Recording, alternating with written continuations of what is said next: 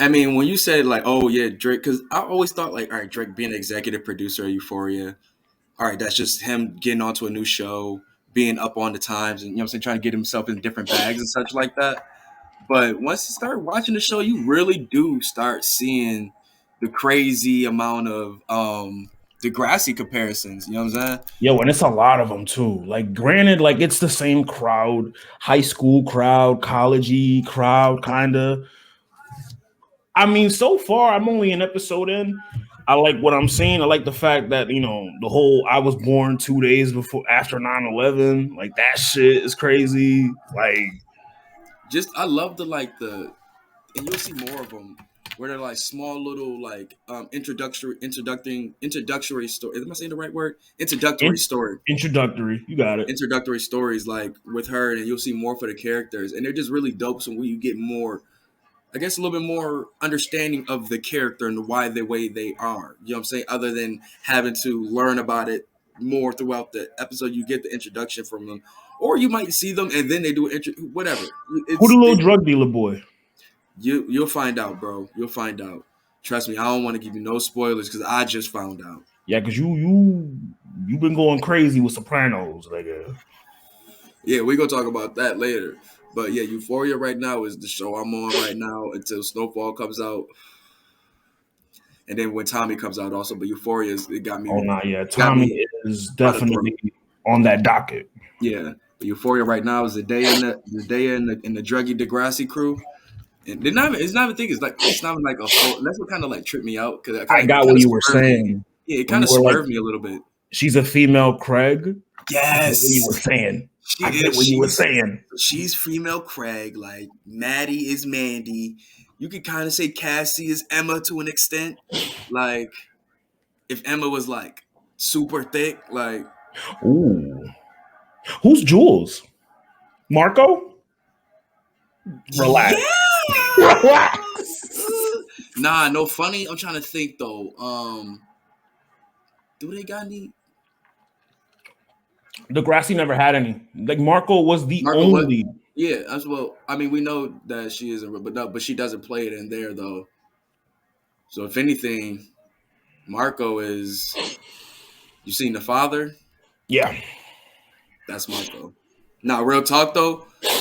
Oh nah, you gonna find out who Marco is. I'm gonna relax, but you gonna find out who Marco is. When you find out who Marco is, you gonna be like, fucking. Listen, but not But yeah, like you can obviously say like the dude from what's his name who played Ralph Tresvant in the New Edition movie. Oh, he likes Rue. That's Cassie girl. I mean, a Cassie boyfriend. The black dude with the black braids. dude, yeah. That nigga Fez was telling him like, "Yo, why do you like her?" Why? And he's like, "Oh, she's in the cars." Something like that. But the black dude, but yeah, from the New Edition joint, that's like Drake. He's the Drake of the he's the Jimmy of the crew. He's the Jimmy. The black sports star, all of that good stuff. You know what I'm saying? Speaking of sports star, catch them games this weekend. 47-17. Talk your shit, yeah. Sucks to say. Moment of silence. This year, the Patriots were the good trash team in the playoffs. I thought you were gonna say the good, the bad, and the ugly, and we just saw the ugly. Neff, what up? What up, Brody? Nah, son, we were literally just the good trash team, just as the Eagles were, and just as the Steelers were. We weren't supposed to make it. We weren't either, but we made it. We made it this year, and that's really good. Belichick. You had Belichick. Hey, bro, Belichick didn't look like Belichick this game, though, bro.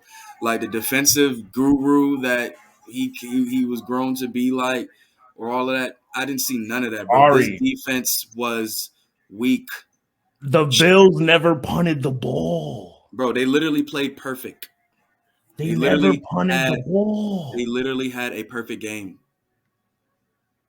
Like, shout out our homie Sue, man, who was in the group chat wilding last night. But fuck out of here. He ain't no real fan. Bandwagon ass nigga. Fucking dog. Like, we got to talk about it, man. What's up there in Buffalo, man? Why y'all carrying who walking around with dildos? I don't know nothing about that That's your shit. folk. They ain't my fans. Patriot fans don't do that. I get why you a Patriots fan. I get Patriots it now. fans I do get it that. now. Patriot fans do not do that. But it's a funny video that I recorded earlier, just to show you how Bill fans appreciate Sue as Oh, a Bills fan. shout out Mama Starks who had the Josh Allen socks. Watch the game. Don't be on that Arri. Don't be on that Arri. I'm telling yo, how long we been watching games at your house? Man. Woo! Susan comes in the house and he goes straight to Arri and Roll. He go to the kitchen, get your pizza. He ain't get the pizza and the wings, nigga. Y'all be saying this. You said what, babe? How many years have y'all been saying this? I've been saying that for the last 3 years. You ain't been doing shit. So y'all gotta be a quote unquote nigga from the beginning, nigga. Can't come in this shit fresh, nigga. So you don't even own a handkerchief. Ooh. Let alone a fucking t-shirt. You don't even own a cup, a Bills cup, nigga. So you ain't even got a Bills Walmart shirt. What he say? Oh my You better God. my last name. What? What? Daniel Singletary. Get the fuck out. Where your jersey at, nigga? Yeah, where your jersey? Come on, you sick. You even got a t-shirt that says Singletary. Where your jersey at? My jersey on the way. Oh! Get your ass out of here, bro. Yo. Why they hit him with the do the right thing? Oh! Yo, shout out Brian, man. Brian was putting that heat to him. Mama Like- Starks was putting that heat to him. The only people I slept slander from is my mom and Brian. Yo, Real shout Bills out fans. Sue, them Josh I ain't Allen hearing socks that. he had on. She was the drip was crazy. Shout out my Facts. dude. But Sue, I ain't hearing no shit talk from you, brother. No 3-year fan, nigga. You got on there just when they started getting popping. Boo. He got drafted with Josh Allen, you said? Exactly. He got drafted with Josh Allen? Fight back, Sue. Fight back, dog.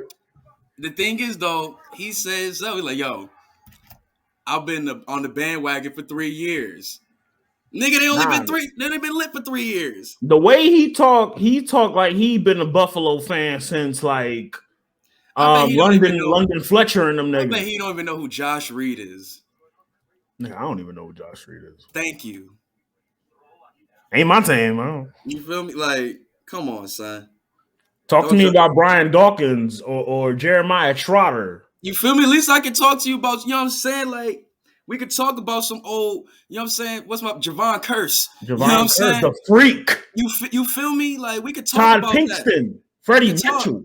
Like, see, and that thing, I ain't gonna act like I know all about. I know the guys. Because that's my team. That's Exactly. my team. Exactly. Like, I can go back and talk about random players from Patriots Also, past. Sue, I have an Eagles jersey.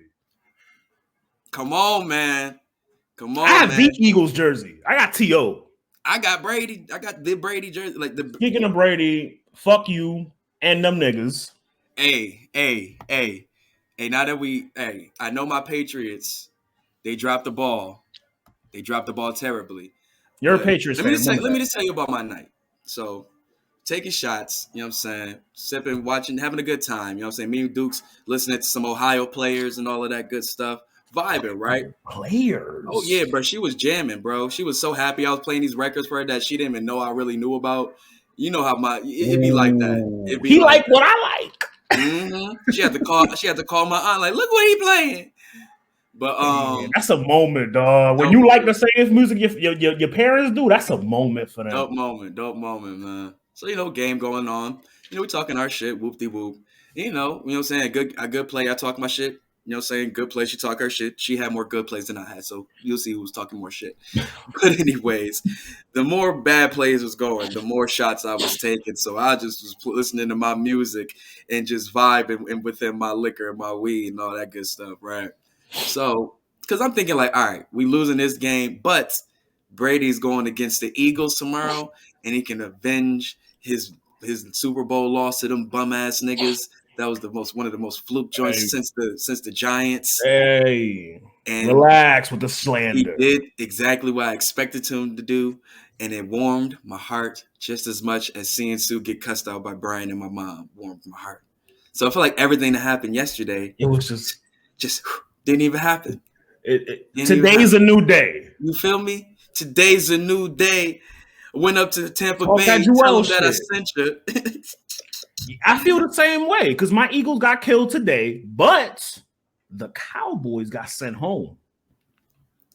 Why do you hate the Cowboys so much? And then tomorrow, the narrative God curse is gonna be in effect for the Rams. Shout out the shop. No, I definitely do got the Cardinals winning that. I think too. the Rams. I think it's gonna be. too. I do think it's gonna be a good game. Like we was going down the line, just like their strengths and weaknesses and such, and they have a lot of similar strengths and a lot of similar weaknesses. You know what I'm saying? I trust Kyler over Matthew Stafford. One can get out the pocket, but one can get that ball down there too. But they both got good receiving cores. Like run game, I'll probably edge the Cardinals. Defense, I'm gonna edge the Rams. You know what I'm saying? It's gonna be a good game, but I'm gonna go to Cardinals. Listen, I'm just waiting because remember, the Rams have looked like shit since they put me up in the rafters at the shop. So I'm just saying, the Rams could definitely be overrated at times. So Matthew Stafford is overrated as a quarterback. They love him. They feel bad for him because they're like, oh well, he's playing good now. He's been in the league for so long. They try to put it on Detroit. Slack. But it is what it is, though. We moved on. Our teams are on. They sitting on the bench. Y'all not making it past Green Bay. They said that last year. No, this year for real. They said that last year. This year for real. They said that last year. Didn't y'all play him this season? I think so. Y'all not making it past Green Bay. Said that last year, man. Had that boy contemplating retirement. Had that nigga crying all summer long too. Like I don't want to come back. I tell you. My boy going back on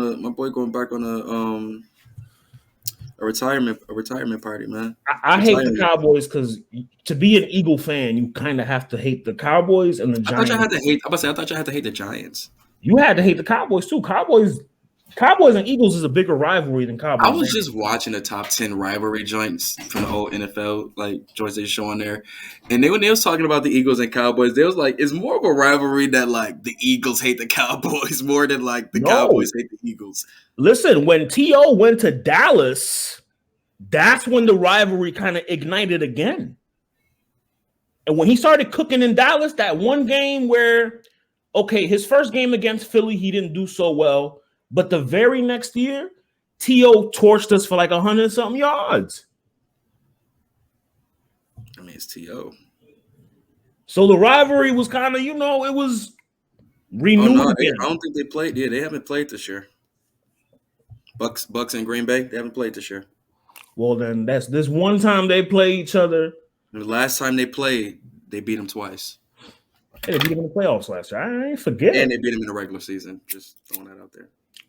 Look, man, Buffalo, was it last year that Buffalo lost to Kansas City? Yep, and I said it last year. Great win, but be humble, be like Kobe. Just get ready for the next round because it's a tougher challenge. You know what I'm saying? Think Diggs has been waiting for this shit because remember, Diggs stayed outside when they were doing the confetti. He saw that shit like, yo. They gotta play perfect like they did, but Kansas City ain't New England. They are a powerhouse. Kansas City, not as long as you have Belichick though. As long as you have Belichick, you'll always that didn't mean shit in that game.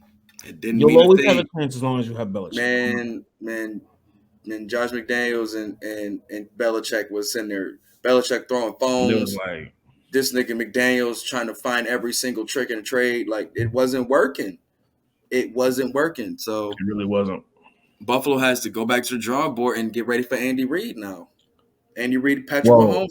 Hold on, because we gotta look at the score. We gotta look at what Mahomes is doing to Big Grape. It's looking crazy. That G silent. That G is silent. Right now, it's looking like He has 30 completions 4 right to now. 21, bro. 30 completions, bro. It's crazy. 30. It's looking crazy. 30 for 5 39, touchdowns. 404 yards, 5 touchdowns, 1 interception. You know what I'm saying? Travis Kelce not really eating. Not McKinnon. McKinnon's the one eating. 61 yards, no touchdowns though. But he got 6 targets. Oh, Travis Kelce do got a touchdown. Yo. Travis Kelce do got a touchdown. Oh, 108, 5 receptions. Oh yeah, he is eating. No, Travis Kelce is eating, bro. Yeah. Yeah, see, that's what they got to worry for, man. Tyreek Hill don't even have to do too much, but he got 5 receptions, 57 yards, average 11 yards. Still got a tutty. That's what I'm saying. Like they oh my God, they even gave the motherfucking lineman a touchdown. The Bills did that too. Listen, Pittsburgh wasn't supposed to even make it. They wasn't supposed to be here. They weren't supposed to be here. Not supposed to be here. Yeah, but we all knew, like I said, it was a retirement party for Roethlisberger, and that's what it is. You know, so, Kansas City has a nice little retirement home. I know everybody in Baltimore is happy right now. Shit, Baltimore, Cincinnati. Shout out Chaz and Dom. Cincinnati. My niggas in Ohio, yeah, for sure. They just won their first playoff game in years. Yo, they looked really good, man. They are a threat. Burrus and Chance looked really fucking good in that game, my nigga. And I said this though, like they were gonna cook food together. I knew that though. So they go on to play Buffalo. No, bro. In 1 year, in his rookie year, Jamar Chase has broken every record Chad Ochocinco has set in Cincinnati. Different league, bro, for receivers. Different league. Let's have that. Them DBs are not able to play like they were used to back in the day, bro. A wide receiver has an easier chance to go through that middle field than they did back in the day. I'm a firm believer that the wide receivers from last era were the best wide receivers of all time. Bro, think about the niggas they were going against. Niggas is going against niggas like Atwater. Niggas going against niggas like Charles Woodson, Rod Woodson, fucking Champ Bailey. My nigga, like fucking arenas. Like, come on, bro. Who the big DBs? Okay, so you just said that. So remember, Chad think about the fucking safeties, my nigga. Chad had to play the Browns twice a year, right? Mm-hmm. Who were the Brown cornerbacks? Don't worry, I'll wait. So you know how many games are in the season, right? I'm just saying. No. You just try to signal about 2 games out of a 16-game season. What about the rest of the 16 Steelers? Back in the day, who was the Steelers' big cornerbacks? Well, it wasn't their cornerbacks; it was their safeties, Ryan Clark and fucking Troy Polamalu. Right. So you have to worry about niggas like that smacking you in the fucking field. But they're not jamming you with the line. That don't matter, bro. You got niggas out there playing zone ready to bro. A nigga like Chad? It was more damage for a nigga like Polamalu or Bob Sanders, Sean, like, you know, even Ed Reed. You know what I'm saying? These niggas were getting interceptions like it was nothing. It was a fucking time where Troy Polamalu got like interceptions almost like 5 games in a row, my nigga. Like a nigga like Chad, you have to jam him at the line. Thank you, bro. Like, just stop playing like he wasn't going against the fucking Charles Woodsons, Champ Baileys, and shit like that, bro. Like, come on, don't do that, bro. So, are you one of those people that thinks that if, like, okay, so Cooper Kupp, right? Cooper Kupp is a good example. Cooper Kupp was what, 30 yards away from Megatron's record for yardage in a season? Mm-hmm. Are you one of those people that would disqualify it because he had an extra game to do it? Not even an extra game. It's just an easier game to play for them, bro. It's a more offensive, just like basketball, bro. It's a more offensive-friendly game now. That these guys are able to score more, get more yards. It's easier for it's better for the business because it's more entertaining. It's more entertaining, exactly, bro. It's way more entertaining. You don't want to see the wide receiver and the DB go at it all game. Where if the DB wins, you know what I'm saying, the wide receiver gets no shine. You know what I'm saying? Bro, they torched those Cowboy DBs today. For sure. They did, man. They did. It just reminded me of watching these motherfucking Patriot DBs chasing behind these motherfuckers all game. You know what I'm saying? I don't want to talk about football, man. We 20 minutes in. Let's move on to the next shit, man. Let's speak on first before that. Let's see what we got lined up because I think it's going to be. Let me see the info playoff schedule. Well, I know San Fran goes to Green Bay. Let's see. I'm about to see what the divisional looking like. Because had the Cowboys won, they would have had to go to Tampa Bay. So we're looking like Niners and Packers. Niners, Packers. And it'd be the Bucks versus either the Cardinals or the Rams. That's the NFC. I like the Bucks over both. Me too. Them niggas got Brady. AFC. Are they gonna give me AFC? I don't think they're gonna give me the AFC. Right now, I think it's just well, it's. I mean, you could pretty much set it right now. Kansas City and Tennessee. Damn. Kansas City, Tennessee, Buffalo, Cincinnati. I think is that what it is? Mm-hmm. I thought Titans had to play the lower seed. Okay, I just got the notification. Divisional round. So then that would mean that. Okay. So then they play Patrick Mahomes. Yeah. Patrick Mahomes versus Josh Allen. So it would be Kansas City versus Buffalo on Sunday, and then Cincinnati and Tennessee on Saturday. That's team keep forgetting about. Tennessee. And Derrick Henry coming back, I heard too. That's right. The goddamn devil himself. I ain't gonna call him the devil, but that nigga's a Terminator, bro. Nigga really is a fucking Terminator. You the Terminator? She got dreads. The Lockinator. Terminator. But yeah, so yeah, Bengals versus Titans, Packers versus Niners, and then what was the other one you said? San Fran and Green Bay. That's Saturday, and then the winner of Arizona, LA versus they got to go to Tampa. Mm-hmm. So right now, I'm going obviously Titans over Bengals. Even though the Niners were looking good, they had a little bit of struggles here and there. I feel like they could have did more versus the Cowboys, but I think the Packers are going to win. I think we both said Bucks over Rams. Oh yeah, I won Bucks Green Bay in the conference championship. And I got Bengals over Tennessee. Nah, I'm gonna go Titans over them, and I think I'm gonna still go Chiefs over Bills. Yeah, I think it's still just still too much of an offensive power. Like I said, the Bills have to score with these niggas. They gotta go touchdown for touchdown, shot for shot. That's the only way Brady was able to get past them niggas. He went shot for shot with them boys. Went shot for shot with them. You did. Josh Allen's gonna have to play just like he played versus the Patriots. I don't think he has another one in him. He's gonna have to in order to get past them. He's gonna have to. Games, he's gonna have to in order to get. You know what that is? An unblemished game. Yeah, he played perfect, bro. You can't do two of those. You can't. It's hard to do one of those things, but to do two of them things, nah. I'm sorry, bro. He gonna have to get that ball in that motherfucking air. Diggs, McKenzie, them niggas they're gonna have to have motherfucking stick him. Diggs wasn't as active as he was last night either. But he had crucial catches when they needed them, bro. They was getting down the field. They continue to just get down that motherfucking field and convert. They will be fine. That's all they got to do. Get down the fucking field. I would love to see Cincy and Buffalo advance just for chaos. See, this was the conspiracy I thought of, and then we could move on. So I thought it would have been Bills versus the Bengals, right? So my conspiracy obviously is shot down, but I was like, they probably let them win because the Bengals was the main reason why the Bills was able to get back into the playoffs because of their win. Remember when the Bengals won their game and they was able to last couple weeks, right? Yeah.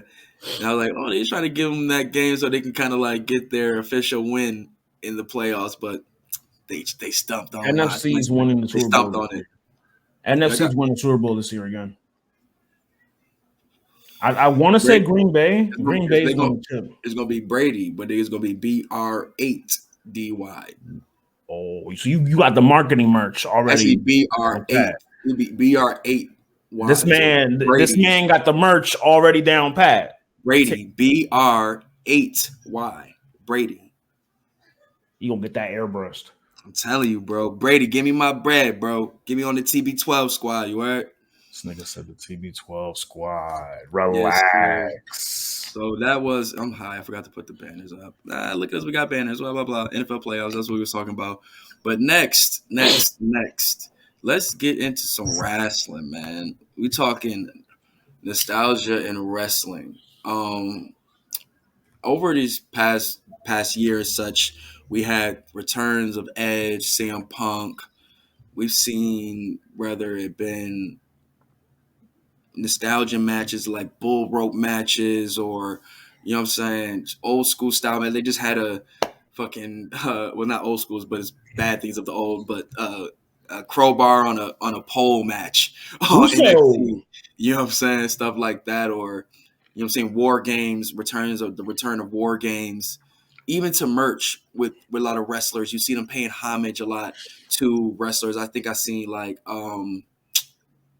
if it was, I think it's what's her name, Indy Hartwell had like a Razor Ramon type of gear for I think In Your House, or New Day with the That's NWO. Yeah, it was fire. Even with NWO, you got a picture of that? See if I can pull it up real quick. Indy, damn, that's dope as shit, man. Yeah. CM Punk did that shit with his matches. How he calls his matches. Yeah, with the Bret Hart. Bret Hart, what was it? Bret Hart versus 1-2-3 Kid. You know what I'm saying? Stuff like that. Bret and Owen too. So Razor Ramon. Oh no, I think he did for him and Wardlow. I think he channeled Bret and ooh. Shout out Indy Hartwell, man. That's dope as shit. Yeah, it was fire. Dope. He channeled Bret and Diesel for him and Wardlow. Yeah. Oh, see, yeah. And see, it's things like that where it's like it's so much nostalgia in wrestling right now, where it's like a lot of the people who grew up fans of wrestling are showing their fandom and paying homage to the people that influenced them to get into this shit through their wrestling or their merch or whatever, right?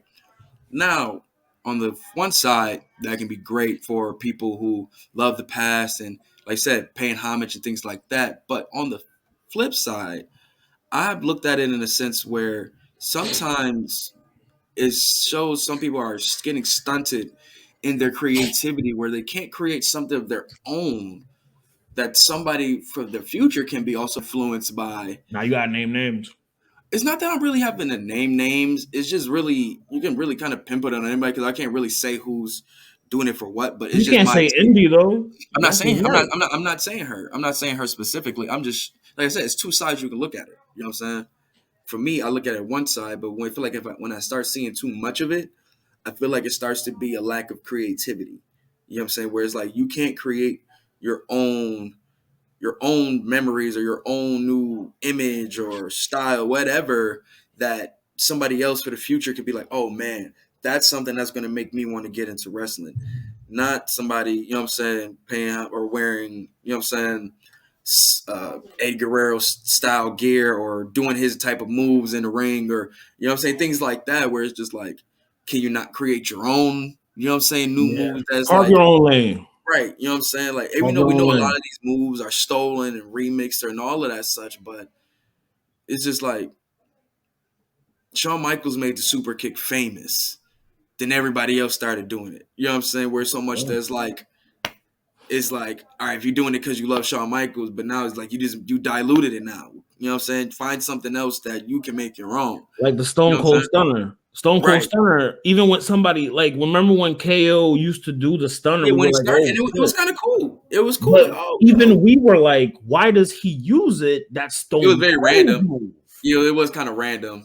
You know what I'm saying? But he did get the, you know what I'm saying, the knock to like, all right, you can use it. Even with like, he got it over. He got it over. You know what I'm saying? The Usos using the one, you know what I'm saying, the 3D. You know what I'm saying? They got the nod to use it. Yeah, the 1D. I think they should call it the D1 for day one, but that's just me. But I see you, big dog. I see you. But no, I just think. What do you think though? Do you think it's just we're in a space where a lot of the people who were fans in the past for a lot of these wrestlers? That's what I was gonna say. It's homage. It's homage at the end of the day. Look Look at Rollins. Rollins did it as a way of a storyline with the pedigree. It's a way to advance a storyline. Sometimes you got to take context with a lot of these, a lot of these gimmick infringements, so to speak. Some of it could be to progress a story. Other times it could be for homage, how New Day did it, how Indy did it, how CM Punk did it with how he's calling his matches like Brett. Some of it is homage, some of it is pushing a story. However, if it's a pattern and this is what your entire career is based out of, you looking kind of 10-4. Like, you know how I look at it as like, whereas like you don't want to fall in the lines of Young Thug and Designer. When Young Thug first came out, the whole Lil Wayne thing, to the point where it's like, yo, you just doing everything like Wayne. You know what I'm saying? Where it's like, okay, now he had to veer off and find his own path now. Whereas the point you don't even really can put them two in the same. But look at how he defends it. He says he was paying homage. He was, but it was got to the point where it's like you need to do your own thing now. Barter 6, and it was getting too much, And that's now he's flourishing. Right now, so much fun is a whole different thing than I can hear Wayne. You know what I'm saying? But it's still under the. But you get what I'm saying. You know what I'm saying? No. I get the analogy you're going with. Right. Even with Designer, he had to find ways to make himself differentiate than what Future was doing because it was so much of the same. This is where your analogy is flawed. Okay. Young Thug found himself. Mm-hmm. Designer never found himself. But do you think it was once he tried to do like more freestyles and such like that? Fuck you, Jared. What would Jared say? The couch comfy. It's feeling all right. Your savior will be there soon. When Josh Allen said you niggas packing. Derrick Henry, Captain Save a Hoe ass gonna come save you. I know, right? He gonna save the whole city of Memphis like that. Captain Save a Hoe ass nigga. But anyway, though, like I said, man, I think it gets to a fine line where, for me, where it's like a lot of wrestlers are not finding things. And you do have wrestlers who are doing their own thing. Where like Lee Moriarty, for example, that's your guy. I gotta put him over, man. That's your guy, yo. I think he's really something good dope for the future, man, especially for black wrestlers in the future. But he wears a tiger mask, and if you know about, like, you know what I'm saying, Japanese wrestling, so you hear about tiger mask and all this, right, like that. But he got his own flip on his, like, kind of, you know what I'm saying? He just wears the mask. He doesn't wear it in the match. He just wears it through his entrance and such like that. So I still see him doing his own thing, where it's like, you know what I'm saying? But it's not too much where it's like he's wearing it in the mask, he's doing his moves and nothing like that. Nah, he just fucks with him as one of his wrestlers. He pays homage to him in the entrance. In his own way. You know what I'm saying? And that's it. You know what I'm saying? Now, in the lines of merch, that's where I think it's getting to a sense where we're losing creativity. You know what I'm saying? Because the way, like, you would think of, like, the Brahma Bull logo, right? That's a logo in creativity. Right. That's Rattlesnake. That's a logo. The fucking Undertaker cross. Those are logos embedded in WWE history, right? NWO logo embedded in wrestling history. DX. Right? DX, right? Same way, right? So let's even throw Bullet Club in there, right? You know what I'm saying? It's so much point where it's like nobody is finding their own, like, UE. Like symbol. UE. Like, UE is a great example of some people that found they got their own joint in life for everyone. That's like that is a great piece. UE's probably the most recent one, I would say. I'll say that too. But when you think of guys like, I say like the New Day shirt is dope, but it's like I wish they would have stayed within their shit, which is the pink, the like that's your brand. Stay within your brand. You know what I'm saying? Even when Stone Cold flipped in and did the what shirts, you know what I'm saying? That's a staple in, you know what I'm saying? Like, I think we need to find more joints where people can what it is too, bro? Within their brand. Back in the day, I feel like you had a little more pressure to be creative because you didn't have a lot of leeway. You didn't have a lot of leeway. So you had the pressure of, you got to come up with this shit now because my character needs it now. My character won't survive without it. Nowadays, you don't have that sense of urgency. Niggas can cook on social media and build their own gimmick up. But see, this is why I respect the pro wrestling tees era of the indies. Like, niggas was pumping them shirts out. Like, you know what I'm saying? A lot of, like, just different designs. A lot of Gildens. Like, Yeah, bro, but like even to the point, like just say that the Bullet Club logo, it's probably one of the most copied logos of you know what I'm saying the 2010s. You know what I'm saying? And it's just the fact that people Shout out couldn't Dre. find. He said that last pod. No, that's because it's a fact. That's But it's true. to the fact that people can't find creativity of their own to make their own logos that they had to flip that shit. You know what I'm saying? And it's like I feel like people are losing creativity of finding like their What do you own think dope could be logos. remedied? What do you think could be the Um, remedy for that? it may be the people in those departments of merch of the merch where we need more creative artists to people to make those defining logos for people. Like you know what I'm saying? Like the boss logo. That is the defining logo for you know what I'm saying for Sasha Banks. You know what I'm saying? The BOSS in the bedazzle, pink and gold and shit like that. Bianca. She got the est.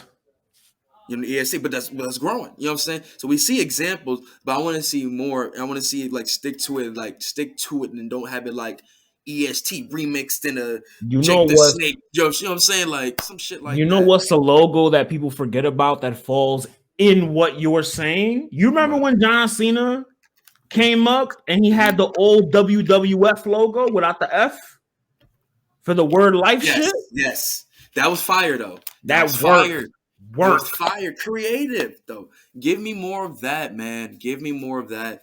And I just feel like even when it comes to like just wrestling and all like just I want these guys to be more so pioneers. I want more pioneers other than guys who are showing that I'm a student of the game. Show me you're a student by showing like I can take a little bit of this, That's a little bit of that, that's their and a cop little out. I'm a right, student in the game. I could right, do this. and I want you to be that, but show it in your creativity by show me you have a little bit of Ric Flair and show me you have a little bit of Ultimate Drag, a little bit of Davey Boy Smith, whatever. You know what I'm saying? Mix all the different things you learn from wrestling and make your own shit. You know what I'm saying? Patrick Clark, another good example. He took the flying elbow. Right. But see, he's another person where I love his gimmick. You know, I love the Dream gimmick, the Prince shit, all that. But no, but I'm using that example as an example of when it worked. Right. But even to the point where he would do like the Hollywood Hulk Hogan shit, or it would be like I don't know, man. It's like the Rainmaker elbow was his own. I didn't get it. I didn't get the whole Hulk Hogan like gear shit. I never got it, but like it got to a point where it's just like, are you doing the Prince? Or are you Hogan? You know what I'm saying? No, or then he went to Rude after too, right? Yeah. And the thing is though, it was dope for it was dope for that in a sense because he was like the only guy doing it where it was like paying homage to like different like heels of the past. You know what I'm saying? So that was dope in that sense. I gotta respect that. That was dope. I can't front on that one. But like I said, I just don't want people to use it as a crutch though. Like, oh, this got over. All right, let me do it again. And let me keep doing it because I continue to pay homage to people they love and shit like that. You know what I'm saying? Pretty much like the Dolph Ziggler promos where the Dolph Ziggler he would just do different. You know what I'm saying? Not he's an example of what you're saying. Of how people really use it as a gimmick. But he got out. He had to find a way to force himself out of it, even though he's too down in the dumps now, though. The Hogan gear was him trying to get called up. But yeah, but even with that though, it feel like he got kind of lost in that shit though. You know what I'm saying? Because remember, he kind of got, you know what I'm saying? He had to get like, hey yo, relax. You know what I'm saying? Relax. I was gonna say something fucked up, but God it was using me. Amen. God was using me. I didn't say it. We ain't trying to slander the brother up here right now. But anyways though, people let us know like what is y'all thoughts on it? Like, are wrestlers of today honing too much on the past to get over, or is it just them showing homage? Because I feel like we need to see a little bit more creativity. Fine line. It is a fine line, bro. But I'm gonna go on that other side of there. I want to see more creativity in wrestling. Shout out to the Bray Wyatts of the world that continue to push that button. Shout out to Waylon Mercy, Undertaker. No, what he's doing right now is nothing like what Undertaker's doing. Well, I mean, he ain't doing shit right now, so I'm sitting at home. Well, I seen a little bit. If the Wyndham image that I seen, what kind of looks like a little bit of like that fucking Rob Zombie clown type shit, then real quick, I know it's still wrestling, but since we're talking about Bray, let's move on. Black, House of Black. What do you think about my theory about how they just called up Brody. Brody is in the House of Black. Brody Shout out to King. Brody King getting called on to AEW. He is all elite. But at the same time, that same episode of Dynamite, we saw the vignette with Pac. With the blind card. Yes. So yeah, tell me what your theory is, but also Julia Hart was wearing black, and she was telling them chill. Remember, I was telling you about that. Yeah. So we connected. So we're on the same page. All right. I definitely see Brody, Black, and Pac doing a trio, and then Julia being the manager. But I think they're gonna actually use her. Like that's House of Black. I think they're gonna actually utilize her to wrestle. Oh, Jared said the Bray image was fan made. Apparently, it was fan made. Okay, then all right. But I feel like he's gonna come with something new though, because he never really like keeps on. It's like he's in a. I like the House of Black shit, dog. But I like that whole thing about how when he spits at you, he changes your gimmick. Mm-hmm. I love that shit. She's wearing an eye patch and shit now. Pac was wearing an eye patch. Now the thing is, now we're just going to have to see what is going to be the change that comes with Pac now. You understand? He's blind. No, he's saying he's blind, but he can see now. Well, you can kind of, the Death Triangle is done because Phoenix is out with the broken arm. Well, now he is. It's just Penta. So you think they're gonna continue him on a solo run? They're gonna push him solo. I mean, I hope. You know what I'm saying? Because he does need the burn. You know what I'm saying? But I can see that, man. I can't see that. House of Black looks real. Gives Pac a chance to continue to go solo. You know what I'm saying? He can be a full blown heel. And I think he's going to be able to rock with the image and the type of shit that Black is doing, because Death Triangle was dope, but it didn't really have a identity. You know what I'm saying? They was just three dudes who were, you know what I'm saying, real nasty ass niggas. You know what I'm saying? And they had Kingston talking for him? No, they didn't. No, remember, Kingston was different. That was the family. That was when it was Kingston, Penta, and Pentagon is a GOAT, but I haven't seen low key. Pentagon hasn't looked like how he's looked at Lucha Underground. Nope. Dolo for a minute. He had little, you know what I'm saying, moments here and there, but he only been able to shine as a tag team wrestler, and that's and it sucks because they're an amazing tag team. You know what I'm saying? But we all know that they're both solo. They're amazing solo wrestlers also. So Pentagon especially, right? But it's definitely, once they got to AEW, they definitely utilized Rey Fenix as a solo wrestler a little bit more than Penta. So I definitely want to see Penta get some more of those looks. You know what I'm saying, for that TNT title. You know what I'm saying? Looks, any of that shit. He needs that shit right now. I think he feuding. I mean, I could kind of see where they're going. They're going to go multi-man, Varsity Brothers, Penta, and I think they about to have him go run through the HFO. I ain't gonna lie with you. I think they're gonna have him run through HFO. Who, House of Black? No, Penta. Word. Because if I'm not mistaken, I think.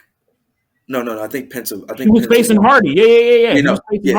He beat Matt Hardy. No, never mind. So you're right. Yeah, let's bring it back to House of Black. Bring it back because they debuted. He debuted on that shit. Because when he ran in and they jumped him and whoop-de-whoop. The long story short, though, Brody looked good. Yeah, Brody is official. Brody's official tissue, man. I've been fucking with him for a minute. And they need more heel powerhouses. Exactly. You talk about a nigga that can chop your chest left. That bro, I'm watching a match. I think it was his most recent match on New Japan Strong, and he was wrestling this one dude. I forgot what his name was, and he just chopping him in the chest. Right, not Brody. The dude chopping Brody in the chest, and he just eating them shits. Right, got the Walter chops, Brody. Yo, it's not like Walter, but them shits because I think he got the tape on his, so he even, you know what I'm saying? Big ass hands. Yeah, Penta a face, But yeah, so dude chopping him in the chest, Brody eating them shits, right? And he telling like, yo, bro, come on, bro. Like, really chop me, bro. Stop playing with me. And dude trying his hardest, elbowing him, chopping him, bro, like, all right, man. And it started young. Started just duffing this nigga up, bro. Launching this nigga all across the fucking ring and shit, bro. And just laid nasty chops on him, bro. Like, I forgot that they were tag team champions once upon a time, too. They're actually the tag team champions in PWG. What do they call it? The Sons of the Black. What is it? It's a long ass tag team. I don't know. I can't think of that shit right now. But nah, for sure, man. It's definitely dope for Alistair. He got somebody he can rock with, got some good chemistry with, gives Brody a chance to You know flourish, who they build might his name call up. up back there? Big Cool. Damo. That would be a good look. That'd be a good look. But I think for him right now, I would like for him to like continue to help get UK back up in the indie scene right now. Continue to help their indie scene get Want to back popping. evolve? Yeah, keep not even with Rev Pro and shit like this. Get their scene back popping because they need as much talent as they can keep over there too. Because COVID fucked a lot of their shit up for real, for real. So they need as much help as they can get over there too. Sticking with So wrestling news, man. Ali asked for his release. yeah, man. Hold on a second. Let me grab some scissors. I'll be right back. But Oh no, crazy. I'll tell the people. Ali asked for his release today. Let me look up the reasoning because this shit is Yeah, a son. little nasty. It's a little It's nasty. looking like creative differences. As we know, Dude was definitely a very creative minded wrestler. So him probably not getting ideas to get past, which is the same thing we heard with Bray. Retribution was his idea, apparently. Right, but you see how it got taken over though. You know what I'm saying? But because what it started as and where it ended, I don't think it was the same. I think revealing him as the leader, I'm not gonna lie, revealing him as the leader was a little. It sucked the life out of that. It definitely did. And it felt like the story was able to even flourish. But yeah, though, like I just think a lot of ideas were probably combated, and he was just probably like, "Yo, it's just enough. Enough is enough. I'm not able to really, like I said, the message I'm trying to push in WWE is not. It's hidden ceiling. I'm not able to really. I'm not able to get the message out. You know what I'm saying? That I'm trying He to was push. reprimanded for being a stand-up guy. Pretty much, probably standing up for himself, also.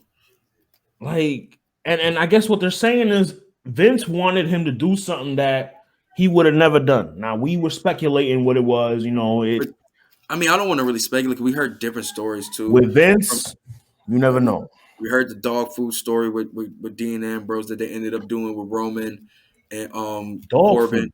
Remember the dog food story? Whoa, that's fucked up because he's in rehab now. Yo, wow. Wow. Am I wildin'? Wow. Am I wildin'? I gotta relax. That's a Deuce. My bad. That's a Deuce. Yo. But hold on, we speak on Mox in a second. But yeah, like I said, we heard that story with that. We heard the FTR clown, you know what I'm saying, shit. Like, we always hear about some fucked up creative differences that motherfuckers had, and niggas just be having enough, bro. We're just like, we're not seeing eye to eye on where I at least want and where we should get our path of my career to go to. So I'm just gonna try and do something else. You know what I'm saying? And we're hearing that story more and more with the guys who are like asking for their releases. You know what I'm saying?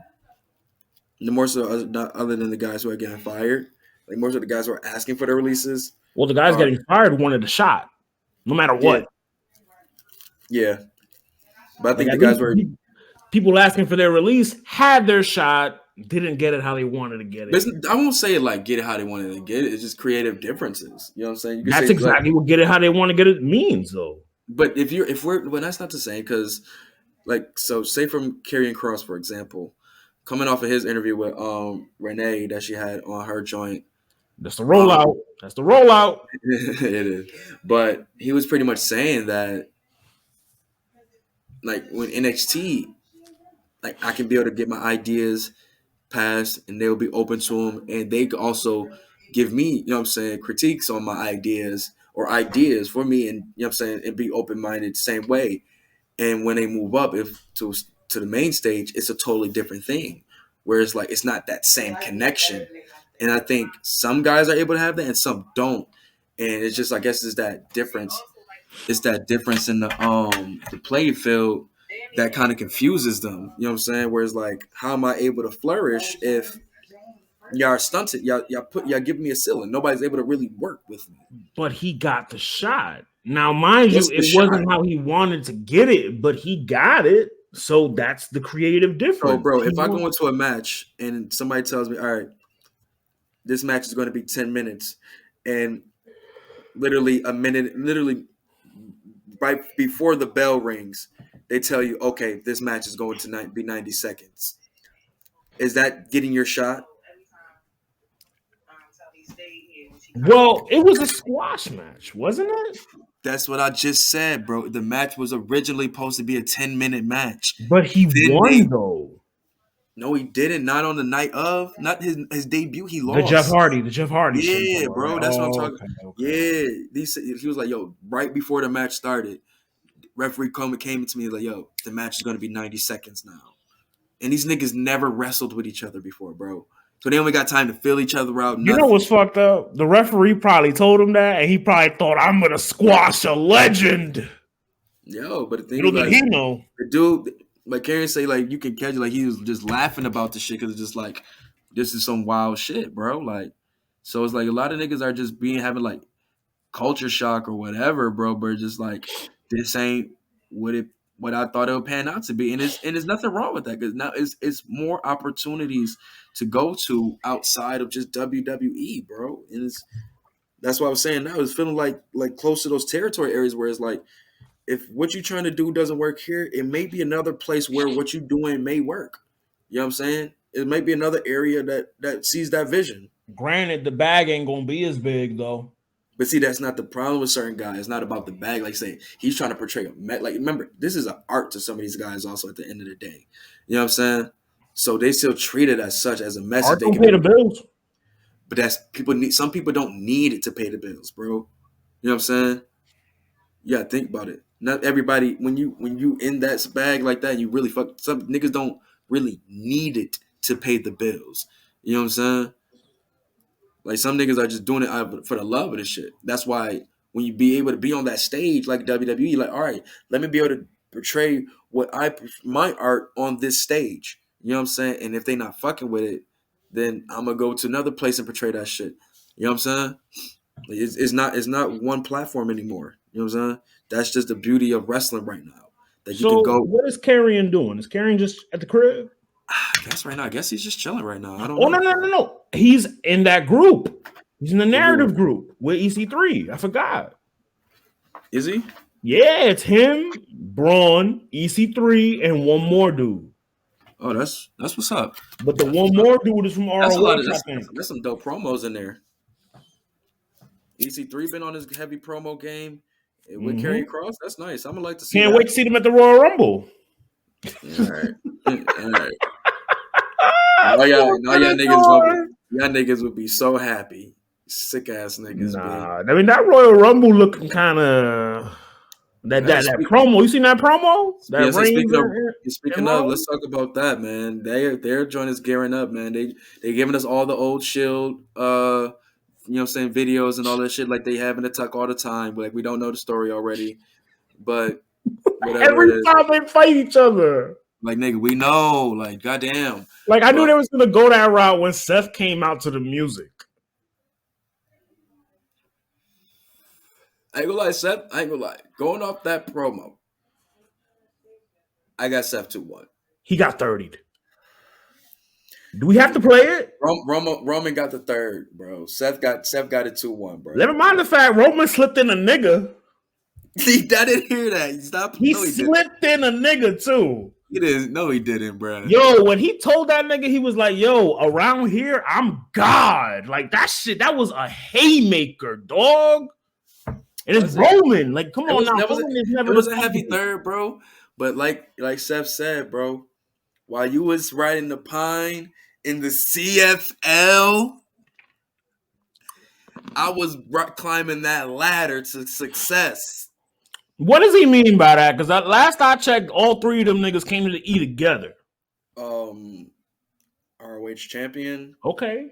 My fault, Playboy. My fault. You got that? Just saying. You got that? Just saying. But we in the E right now. We're not talking about ROH. Well, he said, that's why I said, while he was riding the pine in the CFL, he was building his rank up. That's a nigga, if you're on the bench in the CFL, bro, that's like being on the bench in the EuroLeague, bro. Ain't that where Jared, I know you watching. I know you watch the CFL heavily. That's Gino shit. That's the Gino shit. Who is one CFL player that made it to the bigs? Please let us know, man. Please let us know, because we can't pick one. But yeah, man, he hit him with that joint. Then he was like, "I created you," you know what I'm saying, with the shell shit. You know what I'm saying? Then he was like, "I had to hold your hand throughout this whole shit." Stop acting like niggas. Oh, that was Stop heavy. acting like Seth. Stop acting like Seth and Dean. And I'm saying Dean That when he was was back then. heavy. Like they wasn't the ones. They was the ones of the group. But remember, Roman was was the chosen one. He was, but the ones that were the ones, like remember, Dean was the champion. Seth and Roman were the tag team champions, and Seth was the talker, and Dean was the one at first. Then it went to Seth. Dean. It was always Dean. No, Seth had some moments where he talked too. You know what I'm saying? When they were faces. Yeah, but I'm saying though, they rarely let it go to Roman. But when they debuted, their entire time as heels, Dean was the what Roman say? We're brothers. That's how we stick together. No, he was like, what did he say? Believe in the shield. That was his only line. Stop playing, man. Like, my boys had to groom you, my nigga. When they used to come off the fucking helicopter, Reigns would come out last. They had to groom my boy, man. Like, he was talking facts, bro. He talked about everything up until then, you know what I'm saying? But I give you, Roman got the third with the God mode. Roman got the third, man. That God bar. Because Roman is God right now. He's in God mode. He said God mode. He's in God mode right now, Which is true. Shout out to him, man. 504 days as Universal Champion, longest reigning Universal Champion, acknowledge a tribal chief. Like, come on now. Like, he is the top heel in the business right now. I can't think of anybody besides him that's cooking right now as a heel at the top. No niggas want to say MJF, but I ain't putting that nigga over Reigns. I think for that match, though. I mean, if you talk about talking wise, MJF is what MJF can do in AEW. Roman can't do in WWE. It's a silly. Reigns is still cooking though with what he got. I'm telling you, if MJF was to come to WWE, the ceiling he would hit is the same ceiling that Roman hits. You imagine Roman in AEW cutting them promos? He probably wouldn't be able to. He'd be able to curse. He probably would. Actually, I think Roman would be what Matt Cardona is in the Indies right now times 10. Oh, they would love him. It would be times 10. It would be the hate, but like the love to hate, type shit. You know what I'm saying? But anyways, though, yeah, the promo definitely made me more in tune because, like I always told you, when Seth was on SmackDown, he was like, next in line. Yeah, and I was like, if Roman wasn't who he was, or he wasn't on SmackDown, Seth would be in that position. You know what I'm saying? He was always right under Roman as the best character in WWE, in my opinion. Seth is due. Right. So, and then you add on the record of him, beating them in title matches, which we talked about last show and such. They brought it up also. You know what I'm saying? So it's pretty much in the bag for Roman to be able to overcome this obstacle. But you know what I'm saying? That theory is out there that Roman loses, he enters the Rumble and wins and faces Brock. I still got Big E, bro. I'm think about it. I like AJ. The AJ pick. I like AJ also. But reason why I say Big E, think of SummerSlam for Bianca Belair and day one for Big E. Oh, redemption. So we're getting redemption's on your mind when you think about me. Shout out Aubrey. That crown sitting in. Oh, nigga, this shit. This Deuce making it hard for a nigga to breathe right now. You know what I mean? Yo, I ain't gonna lie, with that headband on, you look like you about to sing. I'm so excited. I'm sing it later. Yo, I'm so giddy. Giddy beaming over here. I'm giddy, trying to get with me. I'm so giddy. You're trying to get with me. Stop letting people make Yo, a whole song right here. But nigga, I was dead mixing light and dark the other night. Like I you be was an wilding animal. with that, bro. Like I was an you be animal. integrating too crazy for me. You integrate on Martin Luther King Day too. You know, MLK is Integrated milk liquors too, on Martin right? Luther King Day. It's sick. Can't spell milk without MLK. No, no, no, no, no, no. That is not what we're gonna Edit do. point. That Edit is point. that is not what we're gonna Edit do. point. That is Oh not what we're gonna do no! here, sir. That is Shout not out Gino. what we're gonna do here, sir. Please, brother Chiron. Nigga had to bring Brother Chiron in this. Jesus Christ. He looking kind of himself, by the way. Hey man. Not just randomly. So KD, he injured his MCL. Sprained his MCL. He'll be out for 4 to 6 or 6 to 8 weeks. He missed time. I think it's 4 to 6. Ooh, he's 4 to 6. 4 to 6, I'll be okay with. At least he'll be back for after All-Star break. So his spot is up. His spot is up for grabs. More than likely, yeah. Yeah, it is. It is. Ooh, give it to a Cavs player. Give it to Garland. Cavs are looking good, man.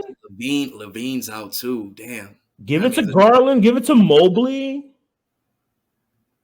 Give it to a Celtic player. Give it to Jaylen Brown. I gotta look at the list. But I'm not mad at those choices though either though. Damn, KD gonna miss the All-Star break. I'm mad Levine's gonna miss it too though. He's been cooking this year, man. I feel bad for the Chicago Bulls, man. Do you is DeMar your shoo-in most improved? Nah, he's always been good. He just had to get off the Spurs. No, but this is the DeMar we always knew of though. No, this is otherworldly, bro. We always knew DeMar was a baller, bro. We always knew DeMar was a baller. This is different though. He's leading a team. Him and Zach LaVine were both cooking together. You just said Zach is out for a extended amount of time. He is now. Like, bro, they're the number 1 seed. And the thing is, though, I'm not saying that in the sense of like trying to down. It was like, bro, I'm saying that more in the sense of compliment. You know what I'm saying? Like, how big shout out to the Cavs. Like how they try to put Surf on the most improved for champion of the year. I mean, yeah, it makes sense. But the thing is, though, we already know Surf is good. But he hasn't been good in years. He just wasn't in the space to be good. And from Surf, it was the mental space. DeRozan was good. Like we knew DeRozan was a fucking highlight reel in Toronto.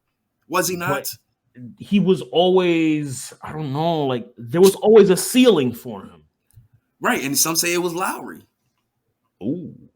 Some say it was Lowry. That's interesting. That's his best friend too. That's crazy. There's nothing wrong with that. There's nothing wrong with that. He goes to San Antonio. We saw flashes in San Antonio. We did. Right. And it's just the chemistry maybe with him and Pop didn't work out. That system didn't work for him to be as flourishing as he. But the thing is, some people are not meant to be. For lack of a better term, you can't keep a butterfly in a net. You know what I'm saying? Or you know what I'm saying? Like this dude needs to flourish, bro. Like you can't, or in a sense, like Bob Ross. Not even that, bro. It's just like he's a dude where it's like you need to let him just be the creative monster that he is. Dude, just let him go out and just go. You know what I'm saying? You feel me? Let him do that. Exactly. Where they let Levine do it also. They let these guys go and ball. Shout out Marcus. Potential. Marcus is the only Bulls fan we know. No, shout out to my boy James Vegas too on my Facebook. He's a heavy Bulls fans are flourishing. Bulls fan, yeah. But yeah, man. So I feel bad for that. But Ja Morant. Cavs look great, man. Ja Morant are a surprise. No. Fuck the Cavs. Ja Morant is a guy who I'm talking about. 11 in a row. Who they need to have him in more talks for MVP. I think the further the Grizzlies move, the more he'll be in the Very true. Because I'm saying if you're going to have Nurkic in there also for another year, I think Ja Morant needs to be in that conversation also. Well, no, Jokic shouldn't even be in the convo. That's what I'm saying. The Nuggets are a 6th or 7th seed? It's funny you say that, bro. Inside the NBA just had that conversation on Thursday. Should an MVP be reflective of the player or the team's success? Well, see, that's an ongoing conversation in NBA talk because they've been talking about that for years. Where is it? Because if you take the player off the team and they fail, does that make that player the most valuable player on the Well, look team? at Russ. Or Russ in that year that he won, they were a 6th seed. correct. But even with like, all right, let's take you say Russ for Oklahoma that year, right? Mm-hmm. He averaged a double.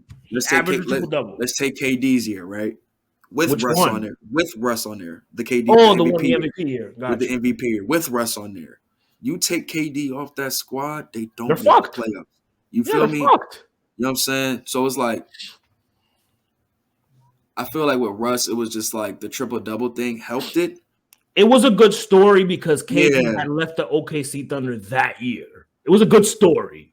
That's on top of the triple-double situation. It was like a good story. Yeah. So, but I just think with most valuable player, it do adds on to the person of like their actual Who's your value of MVP? the team. But hold on, let me finish that. Let me finish my definition because I'm saying it do adds to the actual value. That player adds the actual value of the team on top of being like a proficient scorer. You know what I'm saying for that team, or like you know what I'm saying, like how like a Chris Paul for that Suns is, or like how Damian Lillard for the Blazers, or so on and so forth. Or You take LeBron for the Lakers. they are shitty right now, so it really doesn't matter with or without them. Be shitty. Free AD. Hashtag Right. free AD. But yeah, like you take those guys off that team is in the dumps. You know what I'm saying? Yeah. You know what I'm saying? But you got certain teams like the Celtics, for example. When they lost Kyrie, they were perfectly fine. You just proved my point for that Kyrie AI debate, but we not gonna go back. You know what side I was on. Facts, but you won't. You know what I'm saying? That was my point. But yeah. So for me with MVP, man, you definitely have to be a clear value to that team, like a catalyst to why this team is moving forward. You know what I'm saying? Over 500%, any of that nature. You know what I'm saying? If you are the catalyst of that, then yes, you are the most valuable player. But then but on top of that, if you got a nigga that's averaging motherfucking 37 points a motherfucking game or some shit like that, how am I not saying this nigga is not one of the most valuable players? How is he not valuable to that team? You know what I'm saying? Like, he's getting them motherfuckers over the hump. You know what I'm saying? Like, multiple games and shit like that. You know what I'm saying? So it's different caveats. You know what I'm saying? It's like when you meet those things both in the middle is where you find that perfect MVP in my opinion. That's the argument that Shaq was making. But it sounded like he can give that MVP to just about anybody. I mean, low-key, you can, but like I said, that's why you have to start adding those different things. You got to add team success. That's it. Winning records, you know what I'm saying? Individual numbers, all those things. You know what I'm saying? If I got a nigga that's the top team in the West and the top team in the East, now I got to start looking at individual stats and shit like that. You see what I'm saying? Like, and I think that's where it all starts to lie. You know what I'm saying? Who's your MVP? Right now, it was KD up until this injury. So Steph. Steph is my second. I got Ja as my third. I think I have Ja as my second. Steph is my third. I'm not mad at that. And I can switch that same way. I'm not mad. I'll be Just with you on Giannis, that. I'll switch that second. I mean, just Giannis. He looks good, and he looks good. Yeah, but I don't want to give that nigga the. We can't do that. We can't do that, bro. If he deserves it, he deserves it.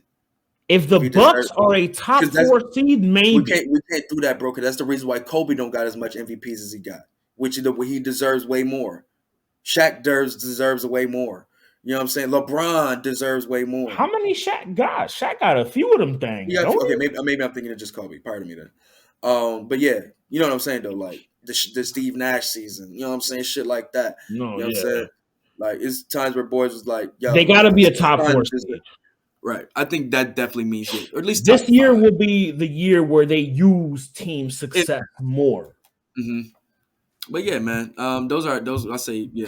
I'll go KD. Well, KD. Yeah, KD was my first too, but he's injured. So yeah. So it's a race for the first now. You know what I'm saying? To be honest, but in the second it was I could say is DeMar. Where does DeMar fall in that? I'll put him under Curry.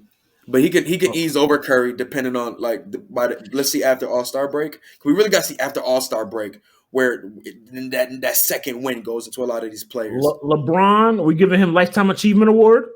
I mean, he did cook this year, but I mean, the team is trash, bro. He's 48, 49. I think he's 50. I think, right? Like, I'm not giving out awards, but if you put these numbers, your team ain't doing well. Like, fuck all of that. They are what? They're eighth. They're a playing team. They're a playing team right now, bro. Now, they've been that. Let's talk after All-Star break. Shout out my Knicks, still a playing team, still standing afloat. RJ Barrett cooking food in the month of January. All right. Let's move on to some battle rap. Have they dropped that that champion of the year? Apparently, Surf is in the third spot. That's where they at now. It is 12 in the morning. J Black, what the fuck, bro? Let me just pop on caffeine real quick and see. While you do that, I'm gonna go get this refill. But while I got this the topic, let me get y'all in tune what the topic is about. So if anybody has seen the Daylyt, well, first let's start with the Anderson Burns versus Swave Seva battle that came out. That was on the Super Fight card a week or so ago. All right, battle, nothing really crazy. Cool performance from Anderson Burns. All right, performance from Swave Seva. But we had a blog from Daylyt on Hip Hop Is Real, pretty much saying that they need to get Anderson Burns out of the culture, pretty much, and saying that his style is not meant for URL, all that nature. And he responds, you know what I'm saying, in a comedic form, funny blog. Actually, let me go to it. I can go to it, actually, while Loso is coming back.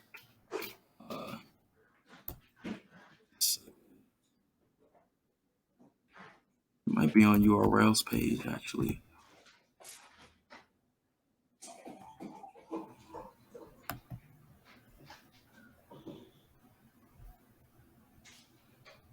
Oh, no, it's not on there. Okay.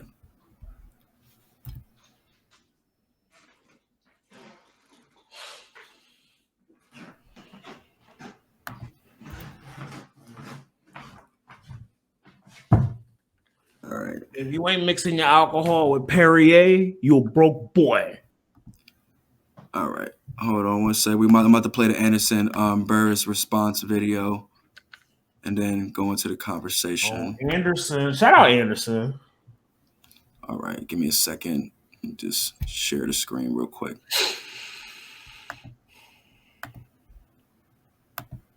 Oh, shit. Rum number 4. Over A-Ward. Hey, man. Say, man. Shout out Jared. Hey, man. Say, man. Hey, man. Sorry. Ridiculous, bro. Fuck am I looking for? Here we go. Chrome tab, I guess.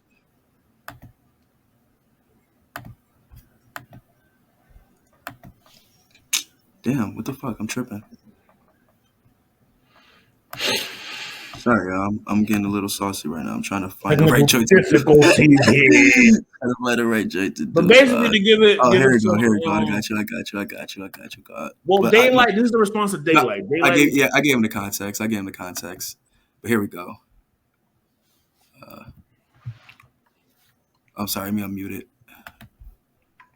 Anderson, don't make me say. One day, like I got dreads. Fuck out of here, all the way the fuck out of here. No, Anderson, don't make no blog to me. I can't hear it.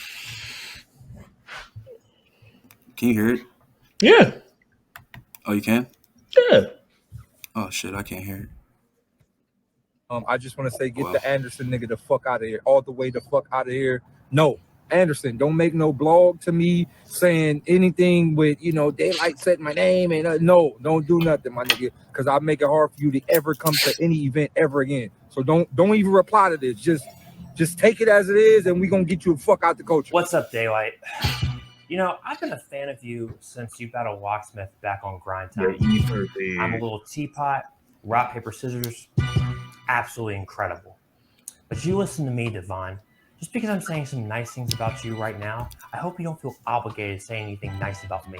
All right? I don't want to hear any response video from you going, oh, Anderson Burrus said some nice things about me. Nah, no. You just sit tight, homie. All right? I'm going to give you these flowers. And if I even hear a rumor that you've been saying anything nice towards me, I will make it even easier for you to go to a battle rap event. Let's say you land somewhere in Wisconsin and you need to ride from the airport to your hotel. You hit me up. I will pay for your Uber. I got a gift card for Christmas and I've been dying to use it. And if I find out this event is in North Carolina, you better forget about a hotel, homie. You are staying at Air A and B. I already have a blow-up air mattress. It's already blown up, ready for you to use. Do not test me, Devon. You have no idea how convenient I can make your life. But I do have to take real issue with one thing you said in that video. You suggested that I got 3-0'd by Swave Seva.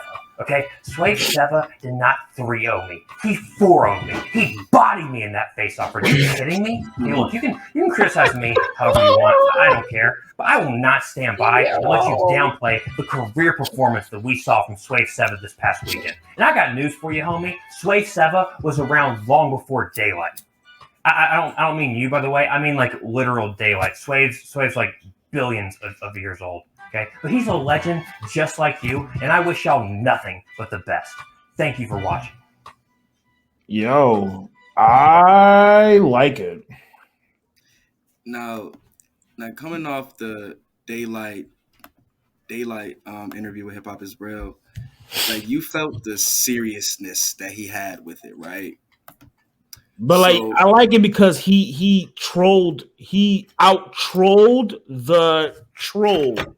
Because remember, Daylyt was like, yo, don't make a blog about me saying that I said this about you, da. Bro, the entire time he's saying positive shit about Daylyt. Like, right, people thinking like he'll be defending himself and all of that such. He's like, nah, I'm just gonna put Daylyt over. Right. And it's like, look, it's pretty much a compliment battle. That's not checking. So, I mean, I'm interested to see where Daylyt, the ball's in your court, man. But now it comes to the question I asked you: is there a space for comedy in battle rap? Like, is there a space for him to be able to? Is there a ceiling for it, or can he actually be? Like, not saying he could be a. Me personally, I don't see him as a possible main event. You know what I'm saying? Caliber, just how you are. But do you see him like ranking higher in the cards if he continues to be successful? Like, if this nigga just continue to be funny and like continue to keep the crowds entertained, do you think that can be able to continue his rise, or will that be a ceiling somewhere for him? Well, let me preface this by saying that his flow needs work. His delivery needs work. So this is contingent on that. You might be thinking it just might be just his accent. Nah, just how he spits his shit. Like, just I think shout out Cole. Cole was saying the same thing. His flow and delivery. He said it feels like Ronish. Yeah. Ron is a perfect comparison. Yeah, so you don't want to sound like another, because Ron come at you, you might not come back out on the streets. But the only difference is that Ron does the voice changes. He does the voice changes. You know how Ron feel when niggas feel like somebody sound like him or anything like he cooks your own. Yeah, he'll come right at you and he cooked him for only having 3 more letters in his name. Yo, stupid. Yo. I put that back. It's the Deuce say. It's the Deuce say, man. I thought, yo, that's stupid, B. But nah, man, I think he definitely has potential. Like, definitely just got to, like, find more things to sharpen his sword to fix up your flow and such. Definitely like that. But still continue to be him, though. Continue to be you. Don't find ways to, like, make you sound like you're none like that. No, still be you. Because that is what I'm a fan of, is the entertainment aspect. You know what I'm saying? Because let's keep it tall. URL is battle rap entertainment now. Yeah. You know what I'm saying? It's not it's not the streets. Caffeine. It's still URL, bro. You know what I'm saying? But that's their parent company now. Whatever.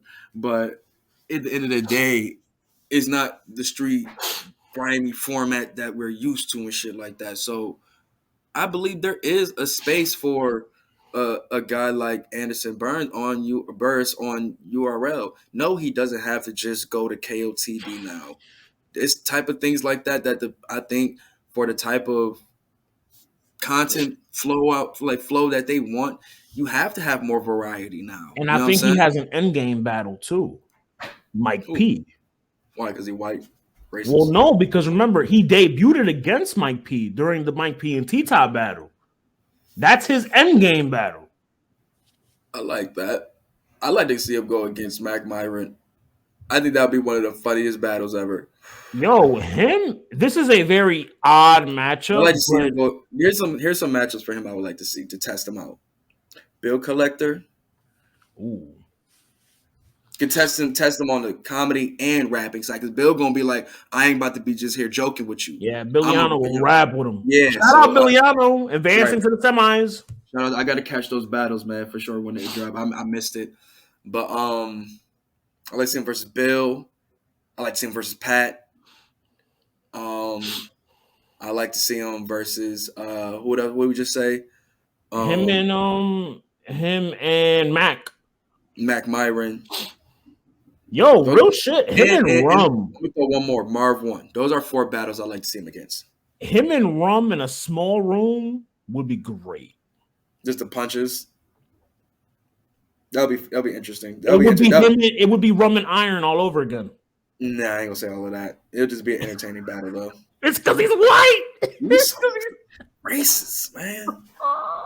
But no, man. I like I said, I do definitely think it's a space for the man in battle rap, and I don't think we need to be sitting here acting like gatekeepers now for what you understanding what URL is not what we had of old. We can't keep it act like we're gonna keep that image alive. URL, Anderson Burrus can for sure, right, for sure. So we're not about to even act like that. So Anderson Burrus, continue to try to continue your craft. Sharpen the craft.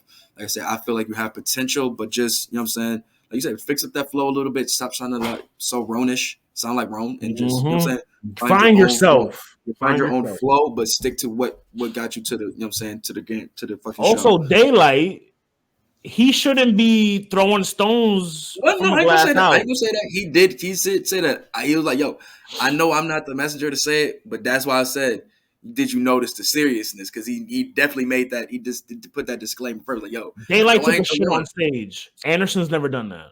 True, but he pretty much is saying, you know what? He was pretty much saying, like, we shouldn't be letting all these white people on URL, which is like, come on, fam. Like, I'm not with that black supremacist shit, bro. Take that shit somewhere else. If you could rap, you can rap. Exactly. Let me update you on the champion of the year. Let me see what they got. Surf. So right now, Surf is top. Surf is number 3. Rum is number 4. So A Ward. Oh shit! What? Geechi Gotti won. I told you. Let's talk about it, man. I mean, we both had them in our number 1s for our top 10 of the year. Easy to Block Captain, number 2. That's what we had also. And then hold on, because I need to see where A Ward landed. Let me just see where my top 5 at. I think I still got mine. A Ward was number 5, Chess was number 6, DNA was number 7, Daniel was number 8. Mm-hmm. I'm not mad at that. Damn, man. Not mad at that, bro. Is 3-time champion of the fucking year. And the man deserves it. He does. He does, man. You beat Lux. When he beat Lux, that's what. He's the only person to beat Lux clear. Mm-hmm. Clear, bro. I think, oh, wait, it should still have it on Twitter. That's where it should be at. But I know I had Geechi and Isiah in my top 2, so. Shout out Easy, man. Incredible year. But you're not going to be. I feel like if Easy would have gotten that Mook battle and beaten Mook how Geechi beat Lux, we would have had a different conversation. This was my top. Just to rehash my top 10. Oh, that was top 10 battlers. I had Geechi, Easy, Real Sick, DNA, Rum Nitty. My top 5.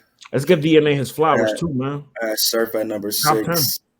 Surf at number 6, A Ward at number 7, Loso at 8, Chess at 9, and KKS at 10. Now, mind you, Mine is a little unintentionally biased. I didn't really catch a lot of KOTD as I did this year than I did last year.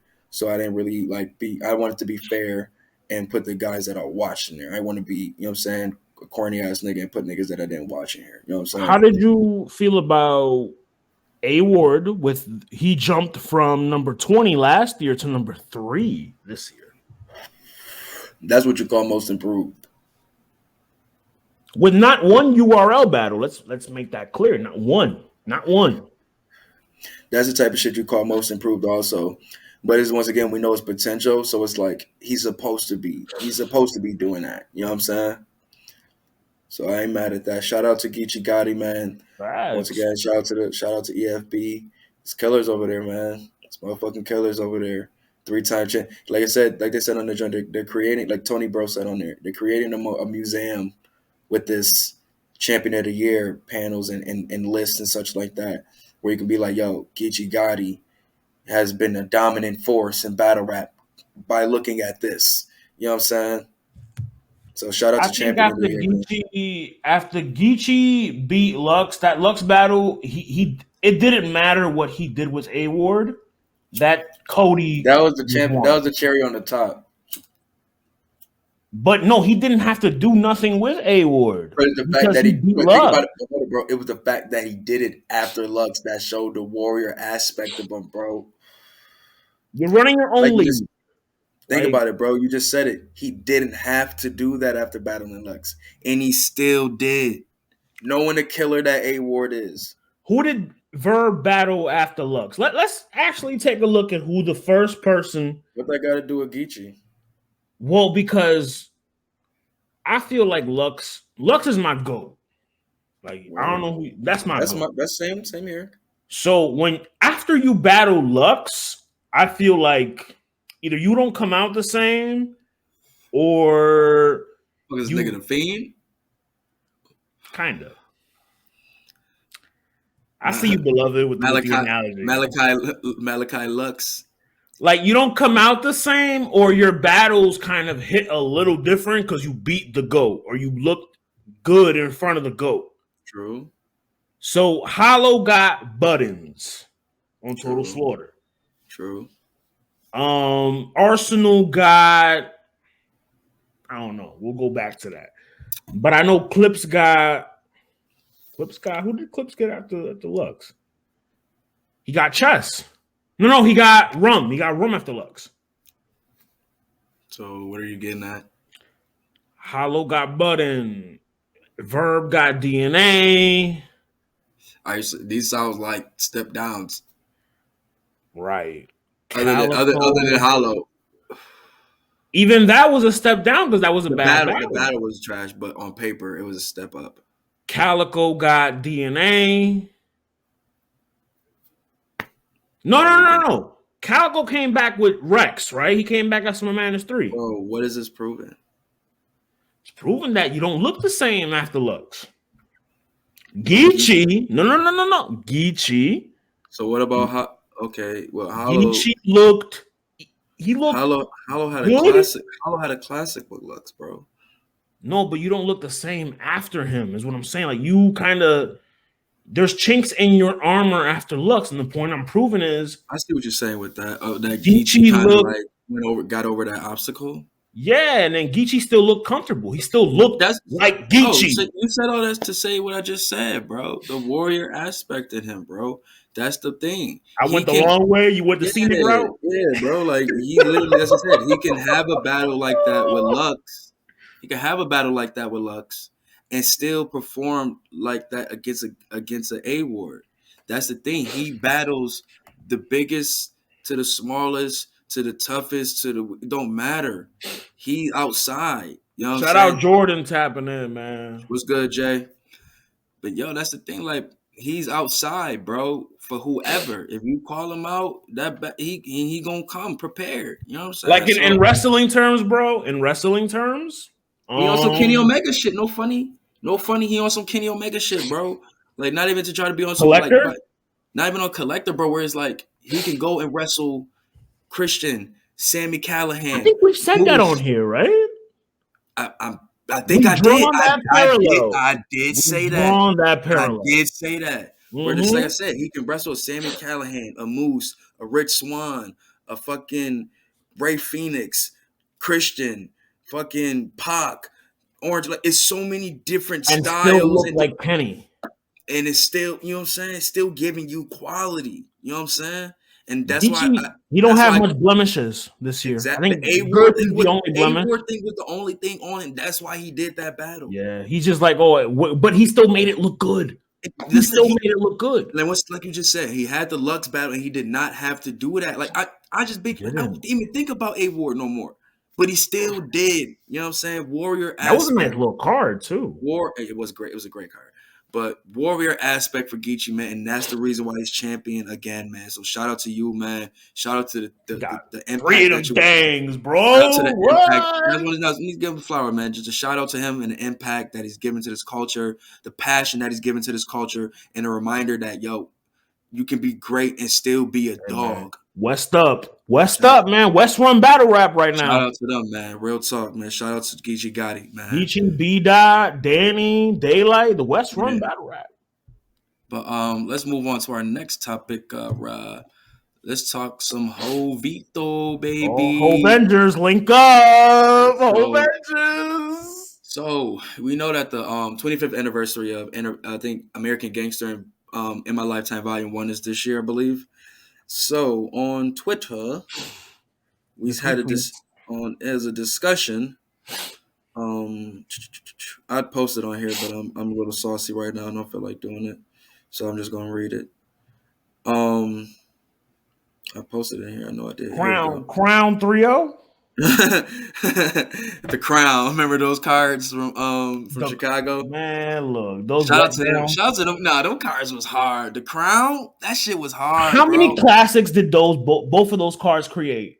Top of your mind. Daylyt versus Old Red. Okay, that's one. K Shine versus Ill Will.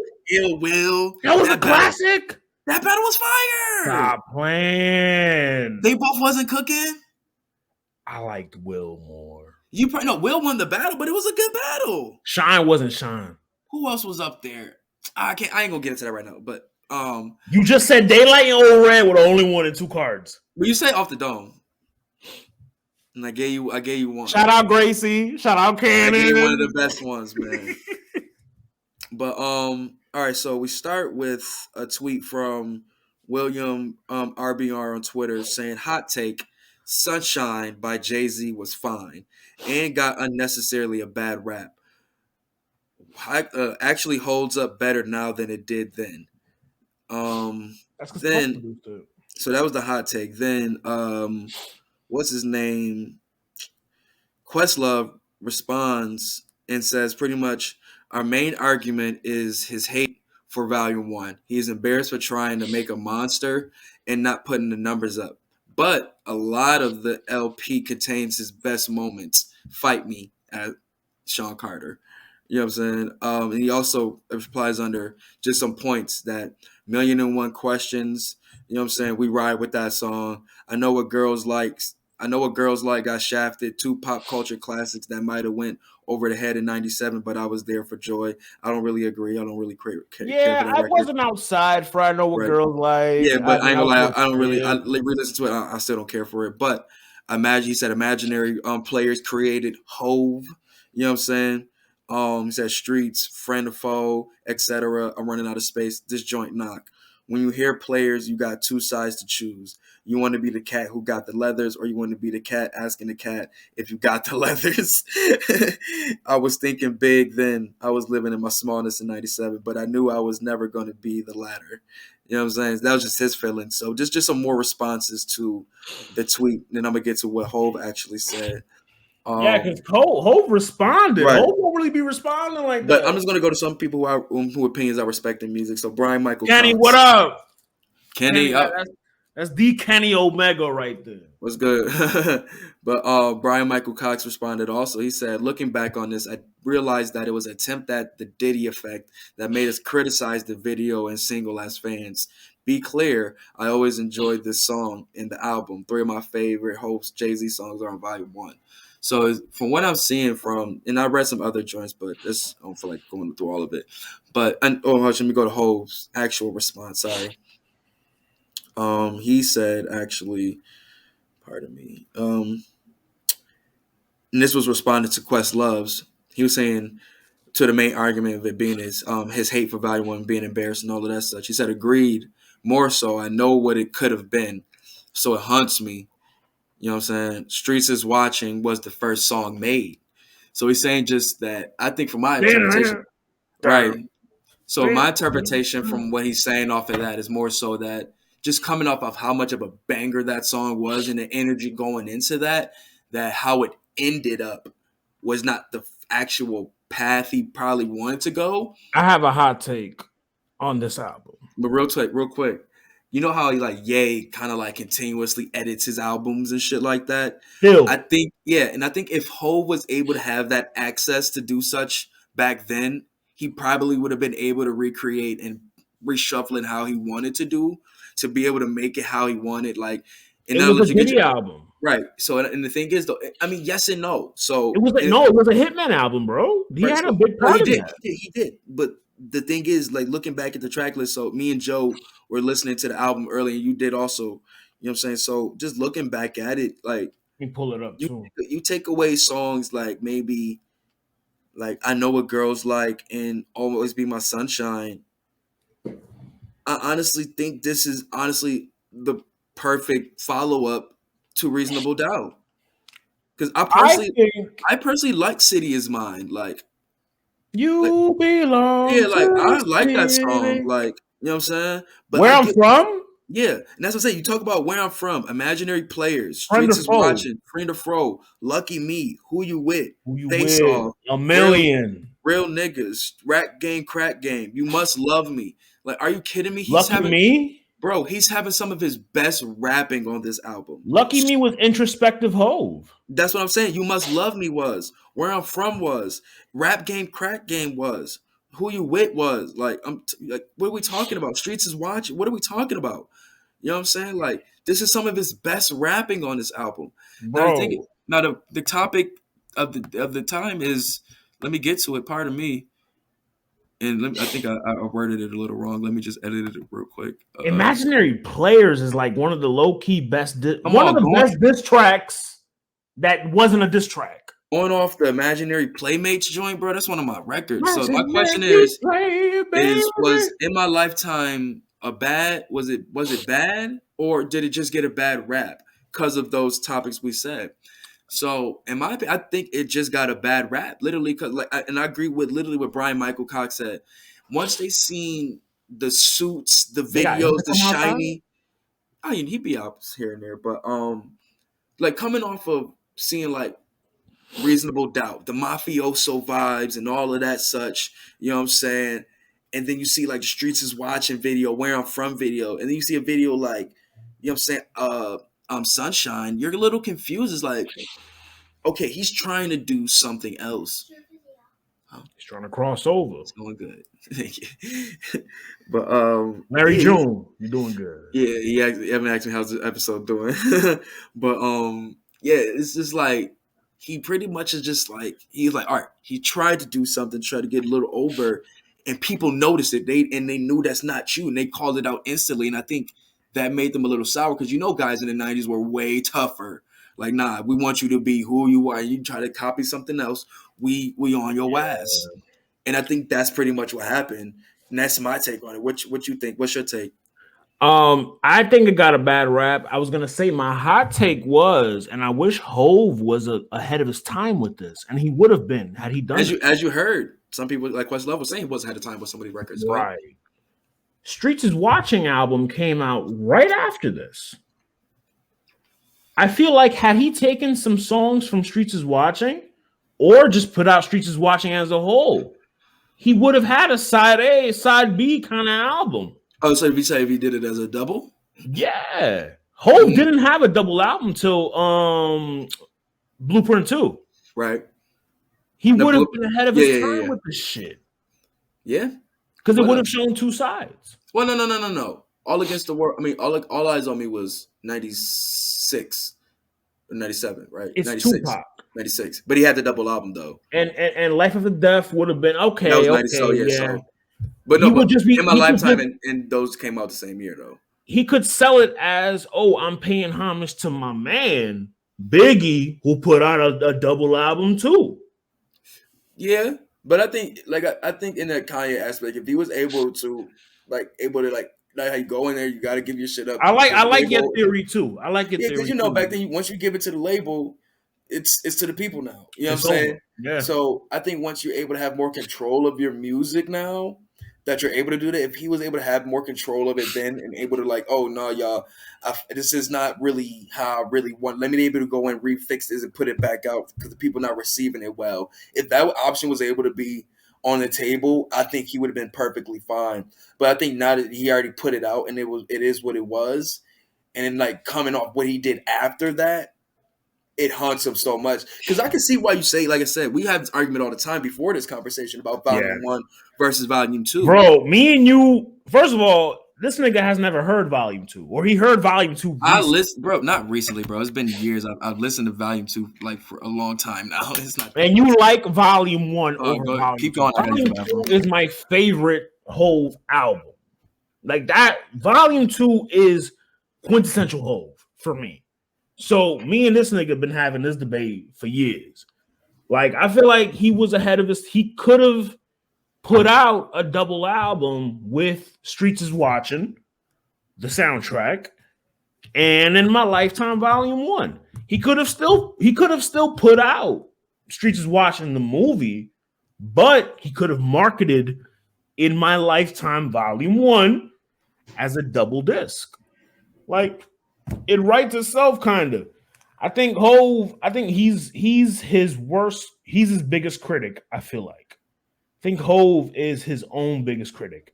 Because every time he's asking about a certain album, he's very hard on himself with that album. I think Hove is his biggest critic. Yeah, I mean, if you have a big hit, like if the success of Volume 2, like you see as it was, even how people receive Streets is Watching, you know what I'm saying, soundtrack, it'd be like, damn, man, I wish I could have just did such on this album where I could have just had bang, bang, bang, bang, bang. You know what I'm saying? You know what I'm saying? So I can understand how him being hard on it, and especially with just how great Reasonable Doubt was. Like, you wanted a great follow-up to that. You know what I'm saying? And just people not receiving it like that, I can understand the frustration. Volume 1 had so many classics, too. Right. But it's just those little records, like I Know What Girls Like. You know what I'm saying? Even probably with the Blackstreet feature. You know what I'm saying? Well, Such even like Joe. That. Joe was like, yo, this shit sound like some fucking, like, even Joe was like, yo, the album starts in track 4. But I had to make sure he acknowledges. I made sure that Brother Joseph acknowledged that. Shout out our boy Joe. You know what I'm saying? I had to make sure he acknowledges that intro, because that intro is one of the best intros ever. City is, you know what I'm saying? So fire, dog. It is. It's a great song, but I can understand where he's like you take. That's what you take out. I Know What Girls Like, and you take out. You know what I'm saying? Always Be Sunshine, which is on like real talk. Minus take away the video, and I think low-key said the same thing. And I agree with them. You take away the video, the record is still a dope record.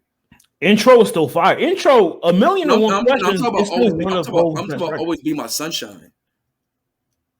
With Babyface? With Foxy and Babyface. Like, you take away that video? It's a fire record still. Like, you think about the sample? Yeah, the sample, like yeah, that joint hard, bro. Like, I ain't gonna lie, it's not the best record on there, but it still flows. Yo, would you believe I've heard reggaeton sampling that? It flows with it. It flows with it. Yeah. Yeah, man. Like, this is not like, I think definitely this is this is why I always hold it to me. Like this is such a great album where I like it personally a little bit more than Volume 2, where it's just like, it's such a great. What didn't you like about Volume 2? I'm interested. It's not that I like it, I just like this one more. But what holds it? What puts this one over before Volume 2? Just the great rapping in here, bro. But he's doing the same thing in Volume 2. Right. Ride or Die? Ride or Die? Reservoir Dogs is Volume 2, dog. It's a posse cut, dog. But you can't tell me Hove ain't cooking Reservoir Dogs. I didn't say he didn't. But we love it for everybody. I love it for Beans. See? On the I might play that to my wave. The intro's not better. It Handed Down is good, but it's not better. It's not better than motherfucking A Million One Questions. Hard Knock Life is fire. If I Should Die is fire. Nigga What, Nigga Who is fire. Money Cash Hoes, We Could Go. Like these a lot of hits, but he ain't spitting like he's spitting on Volume 1, bro. I'm sorry. There's a lot of hit songs on here. I'm not taking that away from this man. It's a lot of hit songs. But I think it's more like personal songs like A Week Ago and like, damn. I don't know, man. I don't know, Loves. Like, there's a lot of hit songs on here. Bro, I'm going to pull up Volume 2. But I think his most personal songs is probably Hard Knock Life, If I Should Die, and A Week Ago. As on Volume 1, like we just said, you got Streets Is Watching, Friend or Foe, Lucky Me, Who You With, Rap Game, Crack Game, Where I'm From, You Must Love Me. You got to understand, though, Volume 2 was the one that put him in those spaces. And because he had them hits on there. These is joints where it's just like, yo, these is just like some Money Ain't a Thing with JB. I just said he got the hits on there. So I can't argue that it's the bigger album. Well, even the B-sides, though. Nigga What, Nigga Who, fucking Paper Chase, If I Should Die. Like, he had great B-sides on here. Bruh, Where I'm From, Rap Game, Crack Game, Who You With, Streets. Is Where I'm From a B-side? No, it's not. It's not a B-side. I think it's a B-side. That's an A-side. If you say so. He had a video for it. Rap Game, Crack Game. Okay. That's a B-side. Imaginary Players. That's an A-side. Imaginary Players is not an A-side. That's an A-side. He had a video for it. Oh, fuck out of here. Imaginary Player. You know this an Ace, right? Yeah, I remember the Joe Budden story. But yeah, man, I just think it's definitely got a bad rap, man, for sure. Like, I think that album definitely needs more love than it gets, man, for sure. Definitely let us know what y'all think. Is that album? Is it a fire album? Did it fall under the Diddy image? Or is it like, you know what I'm saying, it's just getting a bad rap? Like, me personally, I think it got a bad rap, man. Definitely. Like, I love it. It was really tough back then, where it's just like you had to, like I said, you had to be you. And people loved what he was doing on Reasonable Doubt. And to see him flip to the Diddy image and shit like that, people wasn't fucking with it. And it made him kind of like, all right, we fuck with some other shit. I love Volume 1. Like, I don't want people to think like Volume 2 is as you know, is my favorite Hove album. But I love Volume 1.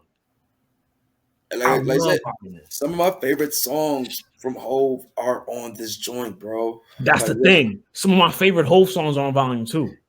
But like Where I'm From, Rap Game, Crack Game, and like A Million One Questions. Money Cash Hoes, Reservoir Dogs, It's All Right. Those ain't better records. I give you Money Cash Hoes, but this nigga want to do a Hove versus, and I'm down. A-sides versus B-sides. Shit. Let me know the day.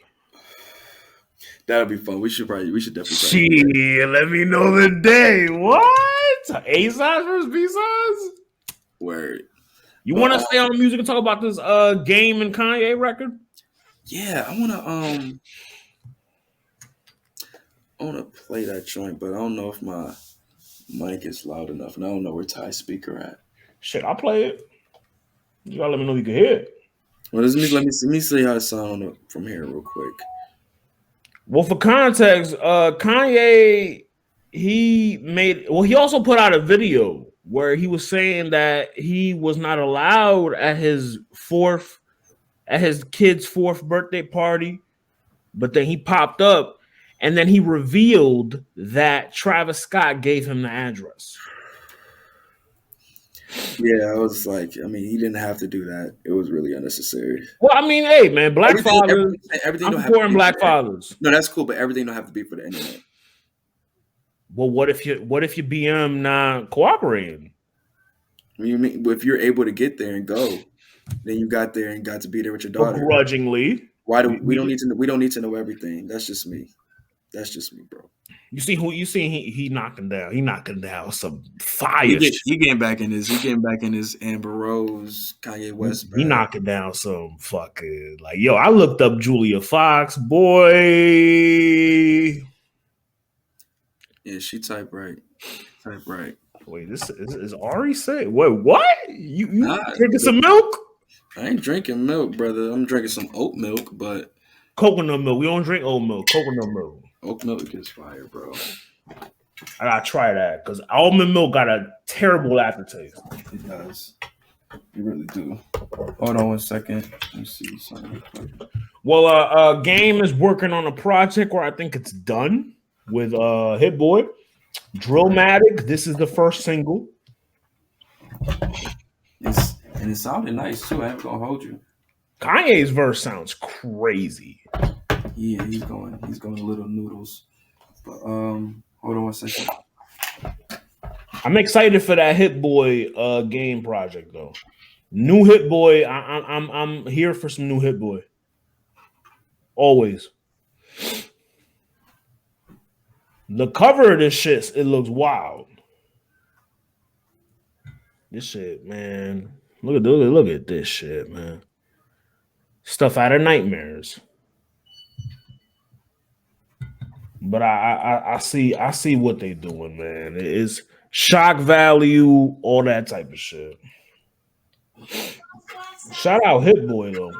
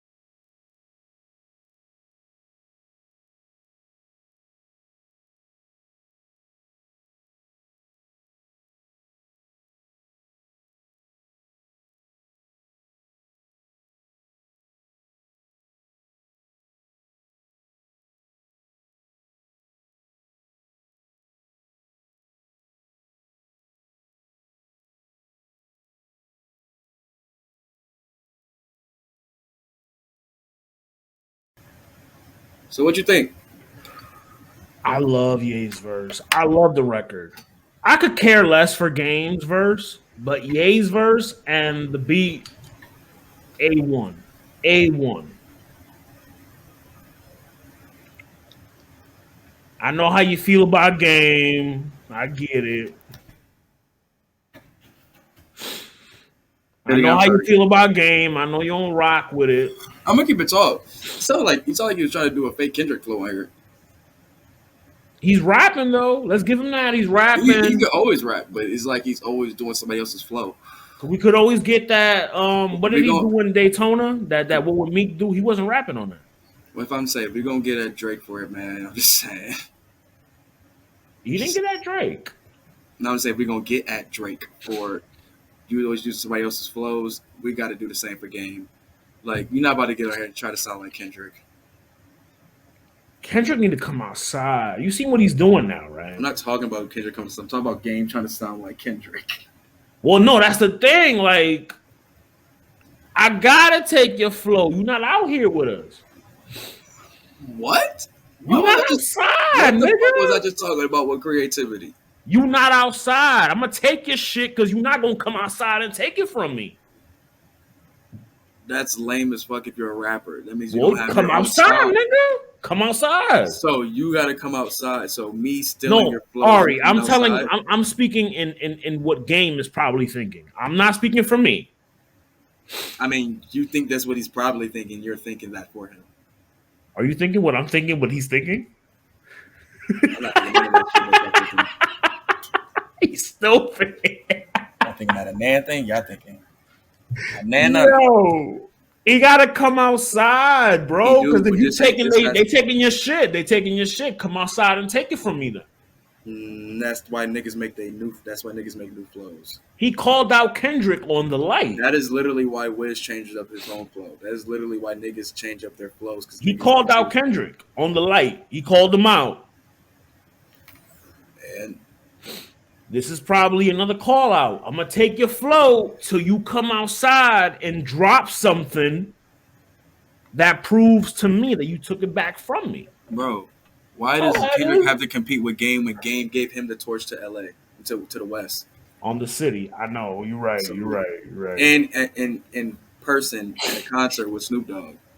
He chained them, didn't he? I think he chained them. He gave him something. It was chaining day. Pause. But yeah, so it's never going to be like he's trying to take anything from Kendrick. But do you understand where I'm coming? Like what I'm saying? I don't. Like, yo, honestly, that's what I'm saying. I don't. That's why like I'm gonna take your shit. Like, let me put it in street terms for you. I can't. Right? I guess. Go ahead.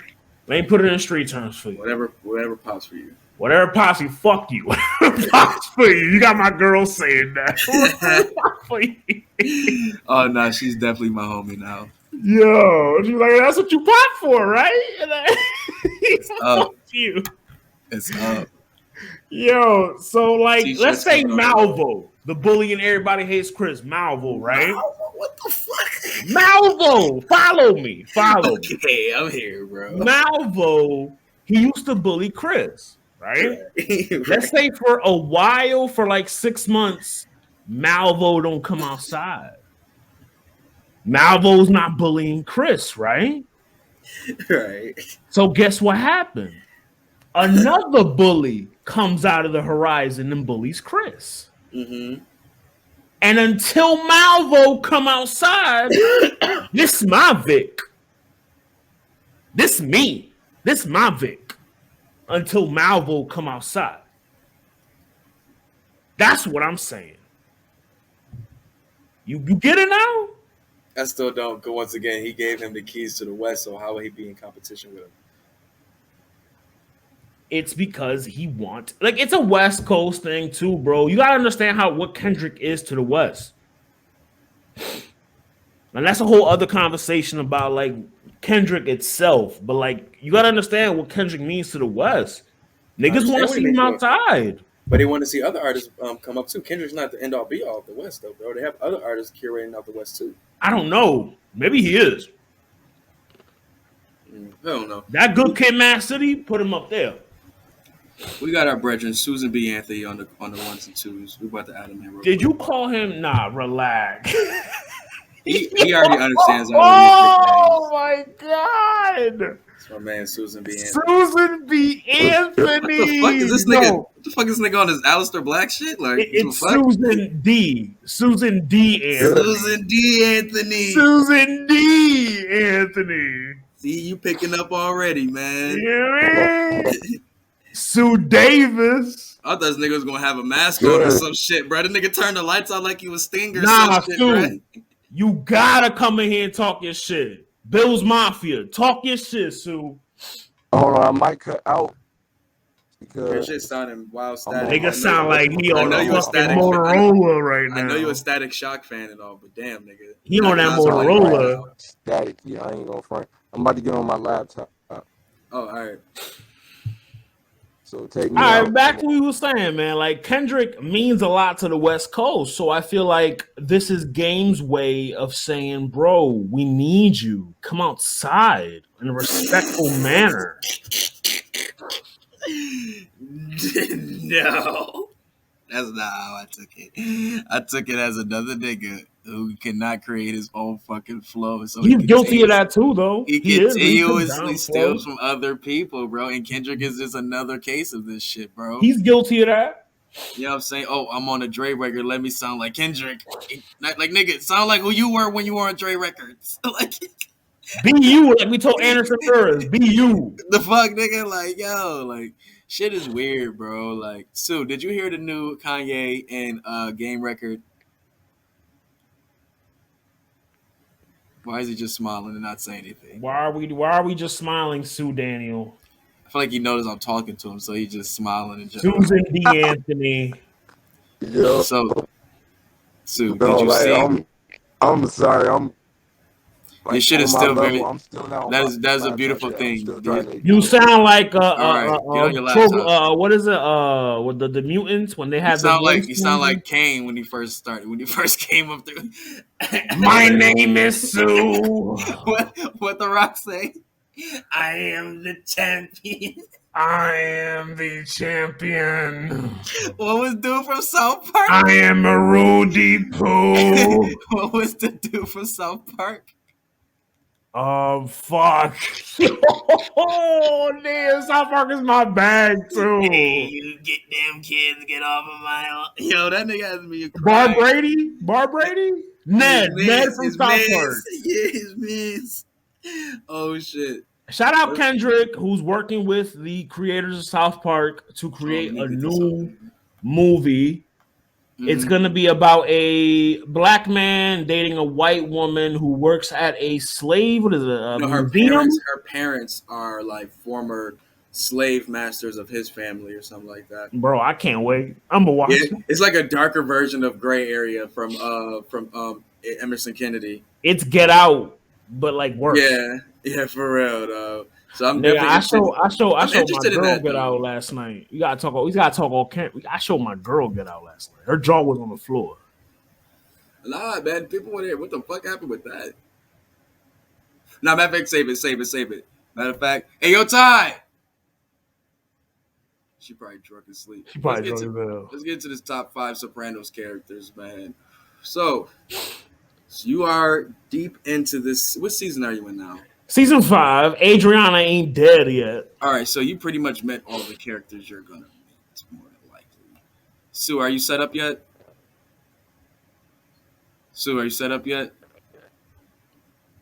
Ugly as hell. Oh, he got money. He look like that girl. What's that girl name? Quita? Yo, shorty that got Abbott Academy. That's who do Abbott Academy. She created that shit. Abbott Elementary. It's called Abbott Academy. Abbott Elementary.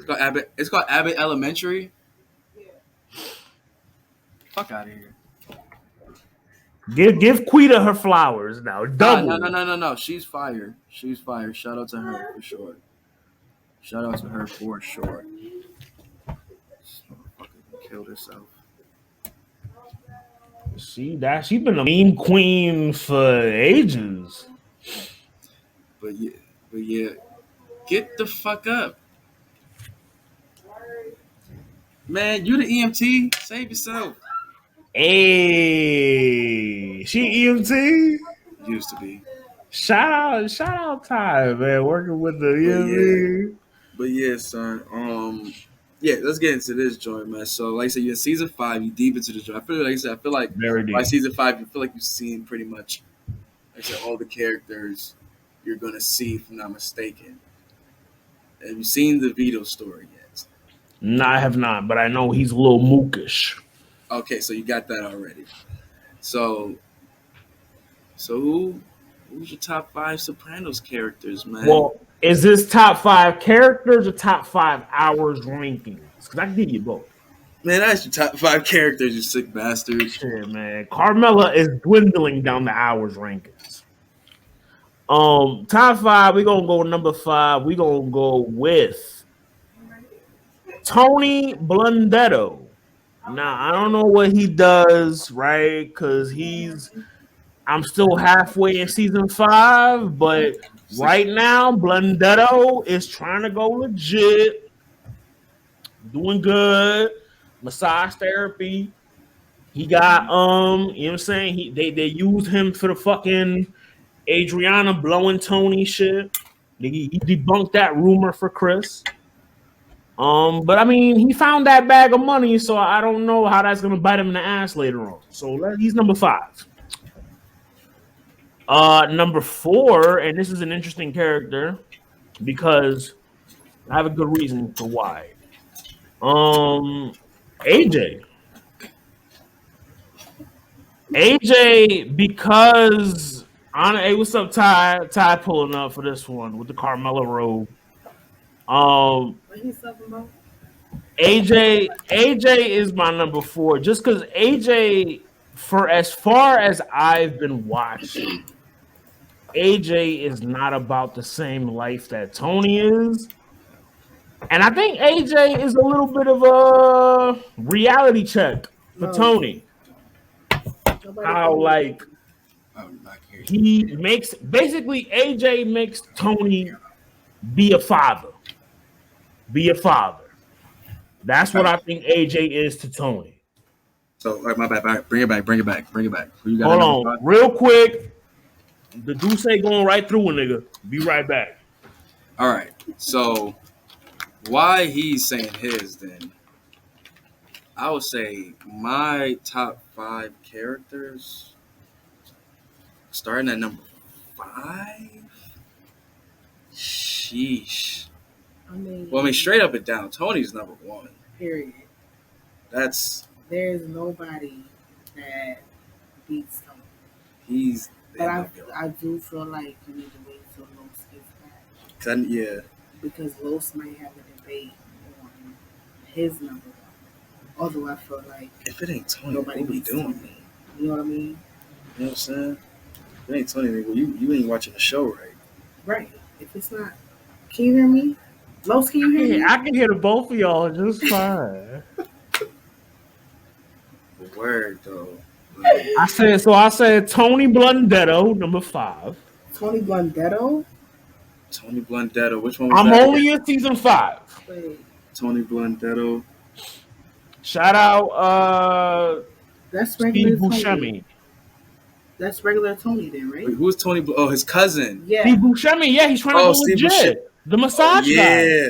Okay, no. Fuck out of here, Los. What are you talking about? I'm only in season 5, Ty. Cut me some slack. I'm about to say, by season 5, he pretty much seen all the characters he's going to see. Right. So if Tony Blundetto is his first person, then Los, no, that's not his first person. That's his number 5. That's his first person. Okay, I'm sorry. Go ahead. 5. Number 4 for me was AJ, the son. But I have a good reason why, because he makes Tony be a parent. He's Tony's reality check. That's like Tariq in the Power universe. I hate that kid. But he's his reality check. He's his reality that he's not gonna be able to have a lineage in the shit. Thank you. That's the thing. That's his reality check. He's the furthest from that life. I can't stand AJ. AJ trash. Number 3. Go ahead. Number 3, from what I've seen so far, because this nigga do not play. He bought his business. Phil Leotardo. Yeah, he on this shit. They making him look like Satan on this show. Oh, Philly from Phil. They are making him look like Satan reincarnated in this show. The goddamn. That means when he die, I'm gonna be happy. Like Rob. I ain't gonna lie, I do love. Did you see the scene where Tony pressed him about his money? And he, like, about the racetrack, the race shit. He made that nigga crash in his car and shit. He smoked that nigga in the fucking curb. Like, what the fuck you had for me? Yeah. Number 2, I'm gonna have to say Paulie. Paulie's still cooking food. Love Paulie. Love me some Paulie walnuts. That nigga stole the shit from the fucking. Paulie's a scumbag. He's a scumbag type because he's jealous of Chris. He's a scumbag for he's sure. Jealous of Chris early. He is. Yeah, he definitely turned the tides. What was that, season 3? After Pine Barrens. Once Chris got made. Yeah, when Chris Pine Barrens. No, before that. Pine Barrens, that was like after Pine Barrens, maybe before Pine Barrens. He was more so jealous once Tony was already really keeping Chris up under his wing. Mm-hmm. But once Tony really took Chris all the way up under. Ty, that's what I'm saying. Paulie was getting mad for certain other things though. Arri, but he knew what it was when he knew Chris was related to him. Bro, I'm telling you, time it was. He was getting mad at like he was just taking his aggression out on Chris, but it was more so things that he was mad at Tony for because his seniority in the crew. Yeah. He wasn't getting paid like it. But he wasn't getting paid like it. To be fair, Paulie old as fuck, bro. Like that's why he should. Nah, chill. Paulie still cook. Paulie was old as fuck. If you're not made by now, no, he is made. That's the thing. He is made. He's a captain. That's the thing. He felt like he wasn't getting paid right. You shouldn't have to be hating on Chris because you know balling. Like, speak up. Again, that's my point too, Ty. You knew what you signed up for. That's his relative. Right. I agree. I just feel I'm just saying the reason why he did. What's your number 1, though? My number 1, and this is strictly for comedic relief. Bobby Bacalao. Not big pussy. Nah, Bobby Bacalao is the angel. Bobby Bacalao. I can't stand Janice. You don't have to pull him up. Does Tony kill Janice at some point? Because I can't stand Janice. Yo, when I tell you I hate Janice to the depths, Janice is the most overacting ass. Janice is a soul snatcher. She a literal like not even in a sexual way, like literally into like what was the word? What was it? Succubus from South Park. Literally a succubus. Bro, that's 2 niggas. That's 2 niggas, 2 main niggas that she killed. All right, what's your top 5? My top 5. Oh, Sue backstage. Is his shit sounding up? Is it sounding like his shit sounding right? Apparently, not sounding right. My man was sounding like he was sounded like goddamn electro. Time out. We got Isiah podcast reunion right now. Hold on, Isiah podcast. We got an Isiah podcast reunion. Sue look like Kevin Garnett. I can't feel my toes. You look like Eddie House. I like a lot of niggas, but I look like Money to Mo. Sue look like Eddie House. Sue look like motherfucking Eddie Jones for real. Okay, so Arri, what's your top 5? All right, my top 5 Soprano characters. Sue, get yours ready. My top 5. Number 5, Fivio. I can't stand him though, because he tried to fuck his wife. Yo, but you can't act like he wasn't DMM. He's DMM. Outside of that, who you felt had his back more than Silvio? Arri, really? No. You said Fivio or Silvio? He said Fivio. He was DMM. The dirty man. Late. I mean, if you don't have Paulie on your list so high, why not Fivio so low? He was DMM, and then he ran when the pressure got hot. The dirty macker. But let's not act like when shit got hot, he wasn't the only nigga that was on shit. When he came to how you scared? He's scared of Tony. Because he could have thrown him into the helicopter wings. He could have thrown him in there. That's the thing. He could have. The dirty. That's how crazy that nigga is. The dirty Macker. That's how crazy that nigga is. The dirty Macker. The dirty Y'all Macker. think about the dirtiest negatives. of If we gonna bring up the Mackers. negatives for all of these people, then all of But them we are not number bringing 5. it. All of these people should not be on the list Absolutely because all of not. them are terrible people. I beat the scheme. I They beat really the are. But scheme. what I'm They really saying are. is, We didn't see that Tony was like one of the These worst are people in the horrible world. ass Just remember, I'm only at season 5. the dirtiest of Only at Mackers. season 5. The Yo. dirtiest of Mackers, and Yo. you're putting him in your top 5, Paulie, bro. at least he ain't start doing that shit till like Fuck late in the outta series. here. Paulie started going. Paulie been ahead started since going. day one. No, What he you started going talking crazy about? season as soon as he got All right, made. you got it. Go ahead. Let's go. I got Fivio the Nah, shooter. Paulie was going rogue in season Yo, I'm 3. You're telling not about to say Fivio the shooter. Fivio like the that shooter. nigga Just, Yo, when he came on, as soon as he got onto U.S. soil, my as God. soon a as he shooter. got on U.S. He was a shooter. My boy was breaking. Somebody come get this My nigga. boy was breaking kneecaps. He was like, "Oh, what? Son ain't getting his payments. Oh, that's how. Nah, I got it. What? You want me to do what? Smink. What you say? Somebody come Smink. get this Like, nigga, for real. I'm telling you, because Furio boy was on a it. shooter. my boy was on it. he He was just got a shooter little caught up. nonetheless. Got a little caught up. You know what I'm saying? He was like, you know what? Other A than, little other caught than, up. other than, you know what I'm saying? Mess up this thing of ours. I'ma separate myself from the He had game. Carmella He folding messed like it a up. fucking napkin. He had her folding like a He ain't hit napkin. that What shit are you though. He might as well have. He ain't hit that had shit her though. folding like a He ain't hit that napkin. She shit had her though. mind fucked He ain't up. hit that shit though. We Because know Carmella was ready to because you risk know it who ain't all on my over list? Fivio. Carmella. She No, ain't on my Nigga, list. wait, no, she on my hours She's on list. my list. She on my hours list. She had sex with that little repairman man. Nah, hold on. No, Carmella on my hours list. Pretty No, high. hours list. I got you on the hours list. God. Man, she was my girl from What's hours. your Yo, other Gloria's still on my hours But list. I got What's your her. other four? I got Furio at number 5. Bobby at number 4. You know what I'm saying? 'Cause he's just one of the nicest dudes in the Bacalao. world. You know what I'm saying? Bobby Codfish. Number 3 is gonna be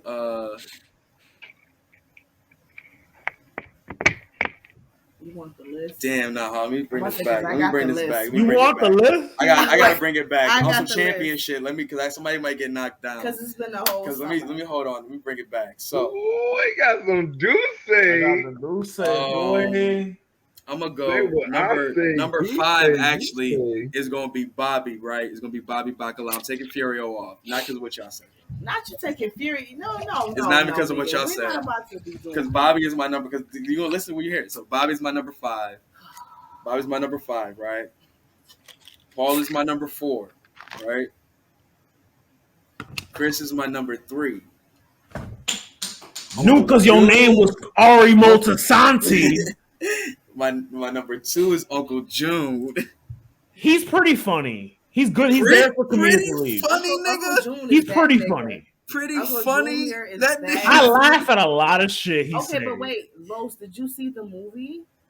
No, I'm gonna wait till I'm after the making show. him wait. I told him to wait. I made him wait. What season are you in? He's on 5. Season He's 5. almost there. He almost there. Oh my He's god, almost you there. gotta watch the movie. I'm episode After. 8. Episode 8, season 5. Oh yeah, he's almost there. Yeah. Because I'm almost there. six is a journey, bro. When you get to the movie though, you're gonna 6 be is like, a grind. You're I'm telling gonna you. tag me in something. I guarantee. I'm gonna tag the both of you niggas or something. Why? But yeah, Uncle June is my number 2 and Tony is my number 1. So that'll be Bobby Bacala number 5. Sue is like, what am I, chopped liver? Paulie, I said Bobby Bacala number 5, Paulie at number 4, Chris at number 3. Junior even though 2. even though he's just the druggy mess that Chris is a fucking he my mess. druggy ass cousin though. And then Uncle June at number 2, and then Tony at number 1. And Tony? Sociopath? Tony? Tony is definitely a Bro. narcissist. He give niggas them Hi, hands. all of that He shit. give Tony nigga them is hands when definitely a applicable. narcissist. He all of that shit. He give nigga them hands when applicable. Okay. And that's why Bobby made my list, because he's the only nigga to give Tony them hands. He definitely did. You know what? Tony didn't have to pull that gun. Tony didn't have to do what he did with Gloria like that. He didn't, but he had to check her though. He It's had to like, get Patsy involved. He had to check her, bro. He had to get Patsy She was sitting there involved, saying bro. she was gonna go to the feds, bro. You can't just be playing with shit like that, bro. She didn't say she's gonna go to the feds. Didn't she say she was gonna rat on him? I'm gonna go to your wife. I'm gonna go to your wife. I'm gonna go to your like daughter. going to the feds. And tell her about us. That's like going to the feds. Carmella, bro, it ain't that. Losing to pull a gun out on her, my nigga. Bro, you gotta think about the premises of the show. Because they was already in hot water. Right. When Gloria was like, "Oh, I'm going to." He had to balance his family and his street life. Bitch, I'll shoot you. Any of those things get fucked up. She wasn't gonna go to the feds. She never said that. Because bro, if I say it, he didn't say it. But going to Carmella is just like going to the feds. How about that? It is. Yo, he pulled out Patsy. I thought Patsy was depressed.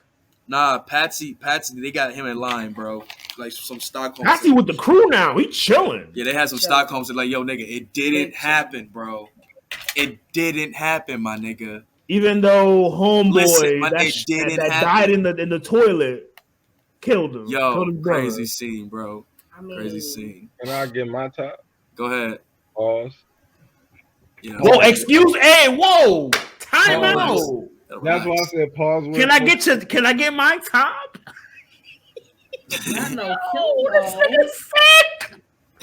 It's a sick dude. Come on, what's your top 5, God? I had a good night. I don't know about y'all. I know you was lit today. I was lit. Bill's Mafia gang. Hey yo. What's your top? Don't have me call the hounds of justice on you. What's your top? So I got. Hi Ty, how you doing? What up? Your top 5, nigga. Word. Love you. I love you back. What's your top 5? Room for your head top. Come on, Susan. I can give my top 5. Could you take this so much top? time? I got Carmella. Cheating. What the hell? Her overly sexual tension having ass. Hold on though, because Carmella want to fuck everything that got 2 legs and a dick. It don't fuck it. The original Tasha St. Patrick. It don't fucking match. Because we all know a Carmella. We all know a Carmella. Yeah, her name is Tasha St. Patrick. Nigga, we know what the fuck is up. Yeah, Skylar Breaking Bad. Hold on, Ty. You're gonna have to shed some light on that later. I'll touch we all know him in real life. All right, come on. All right, so Carmella, we hear Carmella. I got I forgot her name, but the therapist. Dr. Milfy. Milfy. Yeah, that's a fire. She's number 1 on the hours rank. That's a good choice. I love her. And she number 1. My list is based on characters I cannot do without in this show. She is number 1. I feel you on that. Like, I can feel him on that. Because Carmella is a I'm gonna have to say Paulie. I'm gonna have to say Paulie, just because his wingtips and like paws and like he was just down with this shit. It's like no matter what the fuck it was, he can make some shit out of nothing. Yeah, even if he would get pissed off at what he had to do, he'd still do it. He was wild loyal. He'd be like, "You want this nigga dead? You want this nigga dead?" But number 2, I might have to say AJ, and it's a tie with number 2 with Meadow, because Meadow was like the sarcastic person. That's my number 1. Meadow is me. Meadow is like that sarcastic ass person you cannot do without. Meadow, because I'm giving niggas all types of runs. And AJ, I just related to him so much. Shout out to my nigga Noah. And I hate to be that person, but to be like, yo, like Tony was that nigga. But Tony was that nigga. Like he was, bro. Like Tony, he was a ladies' man. What did Tony say when he said, "I'm the motherfucking one"? Yo, he showed that for the rest of the fucking series. Tony was playing with my nigga. He checked that nigga right in that mall. Was like, hey, yo, yo, little nigga, stop playing with me, my boy. I never felt something so deeply. That's when Tony said, "I'm the motherfucking one." I felt that in my soul. That nigga would instill that fear in motherfuckers, bro. And he was not that nigga to fuck. Who was your top? Whoever situation it was like, I'm gonna get out of this. Rehash your top 5 real quick. I just missed 2. I still want to rehash it though. Give your top 5 again, Stu. So from 5 to 1. I got Carmella, Dr. Milfy, Paulie, Milfy, AJ / Meadow, and then I got Tony. Can you explain the kids? Because I have a good reasoning for AJ. You might have the same reasoning for Meadow. I mean, like, I related to AJ in some instances. Like, dumbass little kid. I hate that little boy. Yo, Meadow fine as shit. yeah, She like, gets you know, like, finer. yo, nigga, like, what the AJ fuck are you doing? Like, AJ was Tariq before Tariq. Meadow get finer as the seasons progress. He really was white Tariq. AJ is really Tariq. AJ, but you rooted for this Tariq though. You rooted for AJ. You right. I ain't rooting for this nigga. This Tariq. So you know I didn't fuck with AJ. Wait, I didn't fuck AJ with was nothing this dude. wild. Only time I rooted for AJ is when he was playing the D'Angelo with the shorty, and I was like, my boy in his bag. Yo, you see how my he boy was in his fucking bag. the Pillsbury hair? Nah, fuck all that. You see what bag he was in that hours bag, boy. You stop playing. Go I gotta salute Hours bags. Come on, I gotta my boy. salute Hours How bags. does it feel? And I was like, my boy was like, oh, go ahead, AJ. Okay. Go ahead, boy. So, Sue, do you want to tell us your explanation on the children? Please? Yeah, because it might fall in line to what I said. It's because like a lot of a lot of shows depict like the son one way and then the daughter one way, and then it's like, you know, like, well, what if the son felt the way the daughter would have felt if the daughter would have felt the son way? You know, like, I don't know what that means, but keep going. What if like the I'm son too was, drunk? like, Yeah. more in touch with his feelings? Nigga sound like which is T.I. frowned right now. upon. The rendiferous. He's like T.I. Yes, son. You know what I'm saying? The fantabulous. What I'll say for me, the reason why I do respect Meadow and the addition for the certain stories around them, like the college episode, for example, like the fact that episode per se was based around her going to college, but showing Tony drifting off and still like taking away from his fatherly duties to still rehash a old loose end. You know what I'm saying? That for the old snitch and shit like that. You know what I'm saying? And it's like things like that where you see him separate, once again, like I said earlier, separate his family life and his street life, and where they kind of collide and he has to make a choice. You know what I'm saying? And I think those are great things for why the characters of like Meadow and their evolution of like just their, whether it be just the evolution of the world and them catching up with it, or finding out what's going on with Tony and dealing with his, you know what I'm saying, passing out and shit, and Meadow knowing him being in the streets but not really knowing, but knowing it kind of could relate, like shit like that, and seeing how that affects Tony, you know what I'm saying, is more so thing. And I think you said that earlier, Los, with AJ, how seeing how it brings him back to reality, you know what I'm saying? But I think seeing their reactions to the things that he's going through, like when he, like I said, when he passed out and all of that shit, it brings him back where it's like, okay, yeah, I got the family of my crew, but this is the family that actually cares for me. Remember, I don't know if you've seen the scene where it was like he noticed that everybody is just there, just laughing with him, not literally laughing at the jokes. AJ? No, Tony. Yeah, at the poker game. Right. Yeah. So, and it's like they say you can see the difference in the care for him, where they're just doing this in a sense of fear, where they actually love him for actually is actually genuine. I don't know. I don't remember what character it was, but they told him like, "Yo, you think shit is." They basically told him like, "You think shit is all sweet until you realize that motherfuckers is actually laughing at you and not with you." While you have the robe, Cookie Monster robe, give him your top 5. Give him your top 5. What's the top 5? I just peeped. She came in here with a Cookie Monster robe. Okay, first of all, this is my favorite robe. Yeah, this is vintage. This is what? You tried to cook my robe earlier. You tried to cook me. Your shit really was looking like the old This like is, claymation abominable baby, snowman. it don't matter how many times I watch this motherfucker. This is vintage street. She gonna do that. I'm telling you. Have you seen the? You were in it. You don't want to see the Elmo versus Rocco. No, I don't. Anyway, oh my gosh. I'm gonna give my top 5, and honestly, I don't really have an order. Nah, we need orders up here. I wasn't prepared. Nah, we need orders, Ty. You know how we get down over here. Okay. I can imagine. Okay. I can imagine. So at number 5, I have Livia Soprano. Oh, Arri, get her out of here. Devil. Nah. Lord, take me now. I don't drive when they predict rain. First of all, I love the mom. Oh, Shut up. I love the mom because Give it to the Greazies. Listen, she got wild quotable, so I ain't going. After that, I get it. I get it. She got quotables. I get it. She is so sinister, and I love it because that's me. Like, Lois, one day you'll meet me in person and you'll understand, like, yo, this bitch right here. What she say about the Jamaican lady? She's stealing stuff. I know. Hold on. It is Liv your spirit animal? It is, though, because I really thought somebody stole my African scrub cloth today. And I was about to go off on everybody who was here last night. But listen,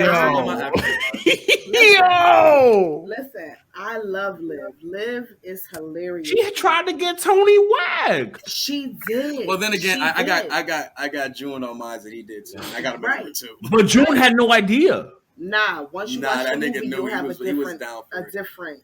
You know what I'm saying? Okay, and Liv then is crazy. Number 4, I have I do have the list on my phone because we did watch it rather quickly. Number 4, I have Bobby. I love Bobby.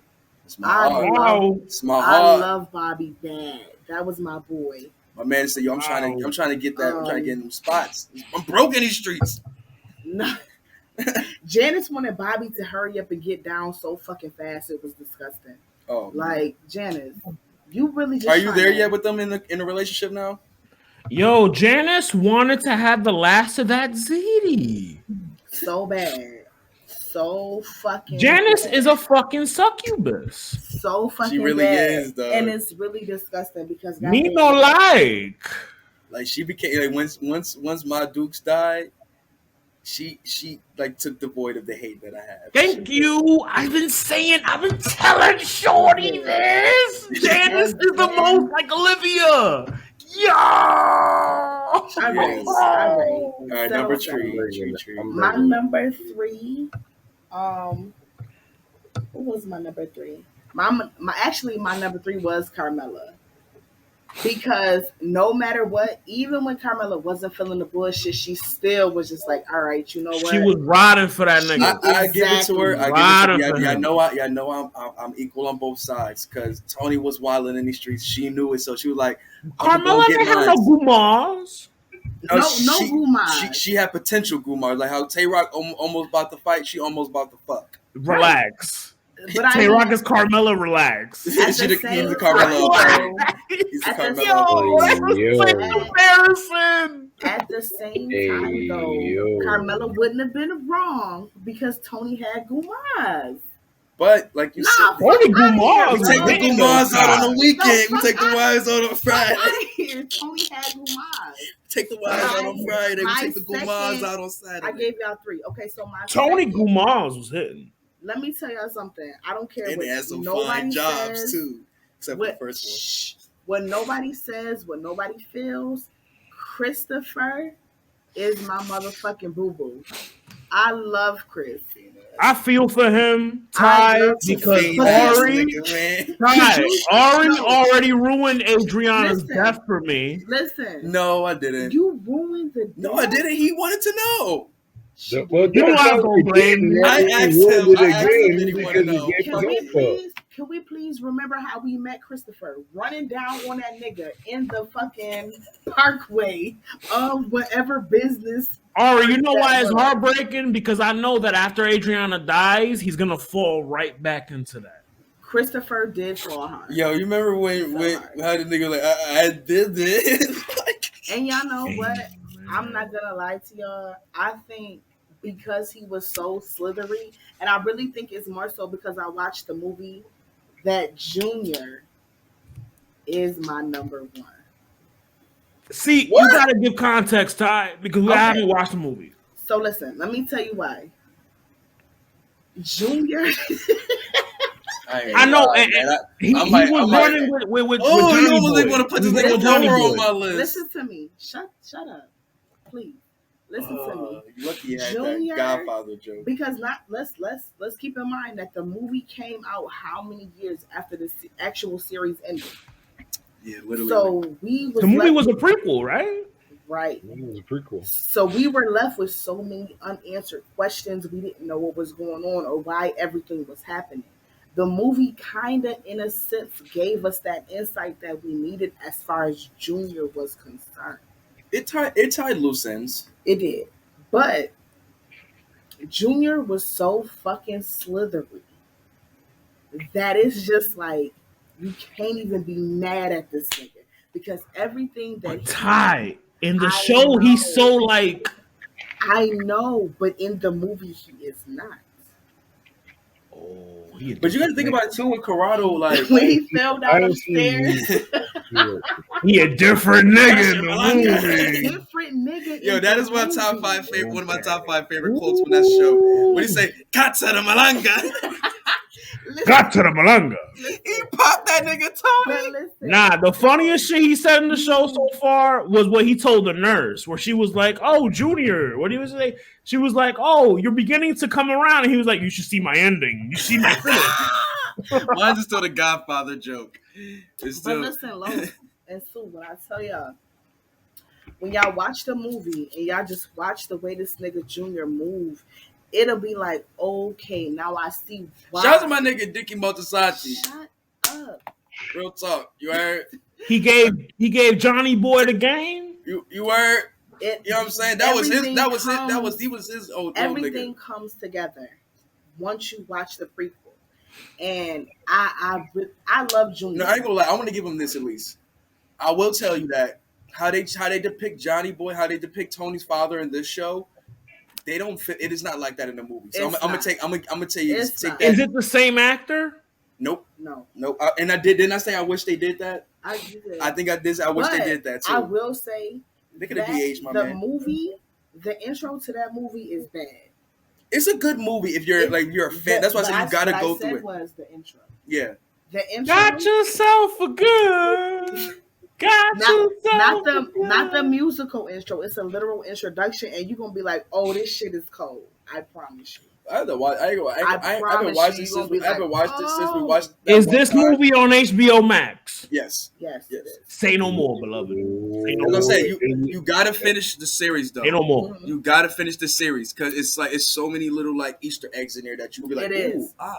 You have to. Someone told me that the movie is one big Tony flashback. It's a Christopher. Well, Christopher does the narration of the beginning. Yes. You know what I'm saying? You have to. Yeah. Right. And knowing that Christopher is, whatever. I'm not. Yeah. He's. You have to watch it. He does the narration. I ain't like that. I ain't like that. Just know he does what you say he does. He goes down that spiral. Let's talk about Adriana real quick. I'm noticing, and my lady said it. My lady put me onto the show. She put me onto the show. Los, we've been telling you to watch this since we started. What are you talking about? And look who. That's why Arri fuck with my lady heavy because she put me on to this. Look who not done. Look who doing it. First of all, I just want to say that I'm trying to watch Euphoria. She told me Adriana is loyal to Chris to the end. And I'm seeing this shit now. She is. She's just dumb. That's it. Fam. He is. Well, no, let me take that back. And she has good business mindset. She's just not street smart. Let me tell you something. They didn't prepare her. They did not. I said that. They did not prepare her. But she was never. She was never. Thank you. She was never in the position. She was never wanted to be prepared. It doesn't matter whether you were in the position or not. Nah, because Chris was like, nah. Ari, Chris gotta prepare her. If I'm feeding, you gotta prepare. I want to get out the game. This. I want to get out the game. That. I want to take this song. I want to be a movie star, or I want to be a music producer. Lady, you need to have her plan A, plan B. This is what's going on. You can't just put a dark space. But that's what their plan was, to escape. Okay, that's what their plan B was. But they never had a plan B or C. See, listen, this is what their plan. Their plan A was. Her plan A was follow anything Chris does because she loved him.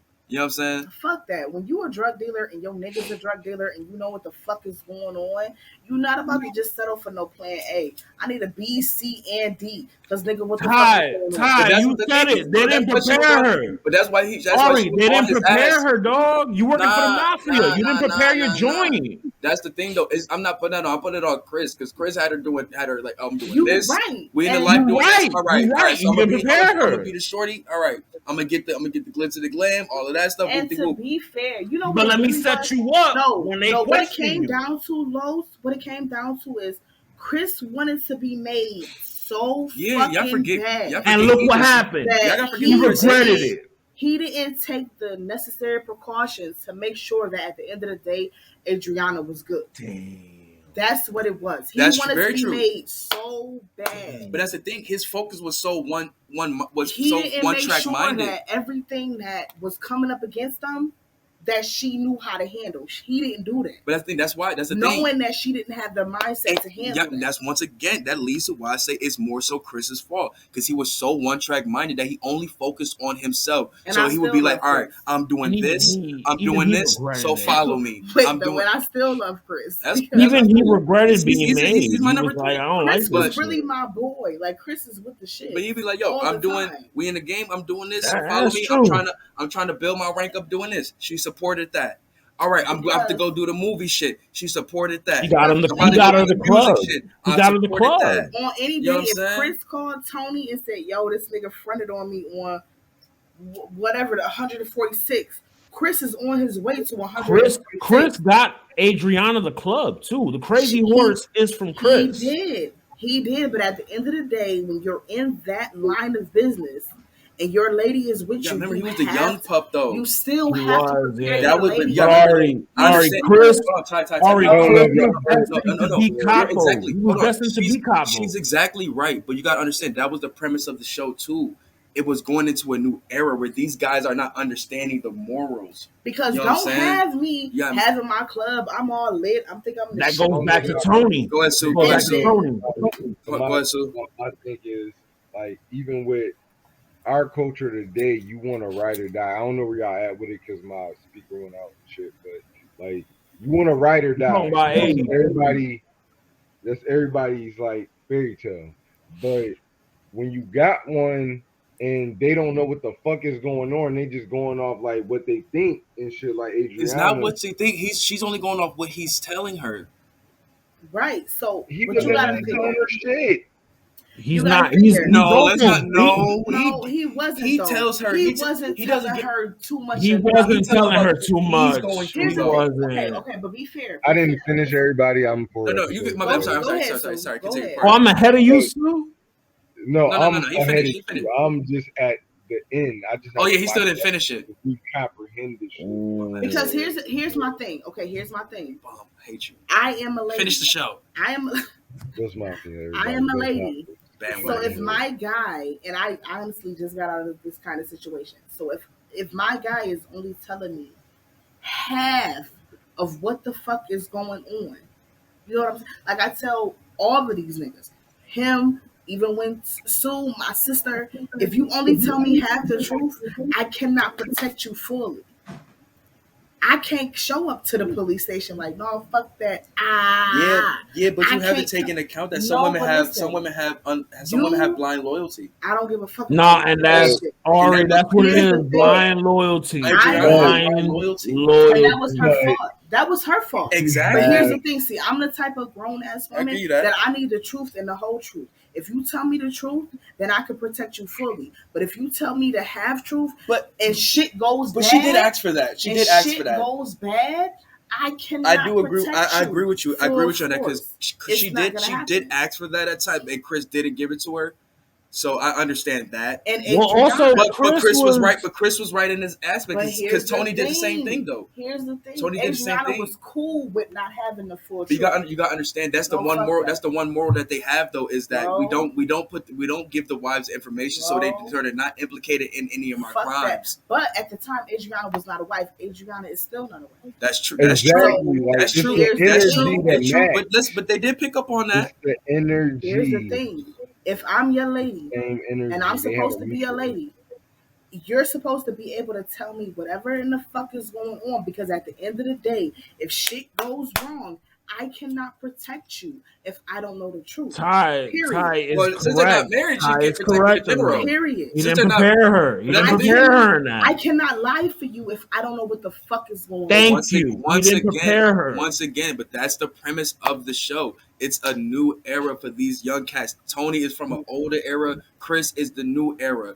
And they showing the difference between those eras. Chris made his whole ass beat. And that's because the if he would have told Adriana the truth, Chris getting his whole ass. I understand. Because it makes me mad. That's the genius of the show, It though. really makes me mad. That's the genius of the It show. pisses me off because if he would have told Adriana what he needed to tell Adriana, then Chris was beating Adriana whole ass. He was fucking her up. He was high as fuck. No, that couldn't have been me. Look like a sunburnt peach. I draw the line, nigga. You put your hands on me, you going in the dirt. They putting you on a shirt, my nigga. Go ahead, Sue. My comment on that was I seen somebody post on. I seen a wise person post on Snapchat today. I match energies. A wise person? All right. Yeah. Watch this be a chick. It was. Of course. Niggas. Go ahead, man.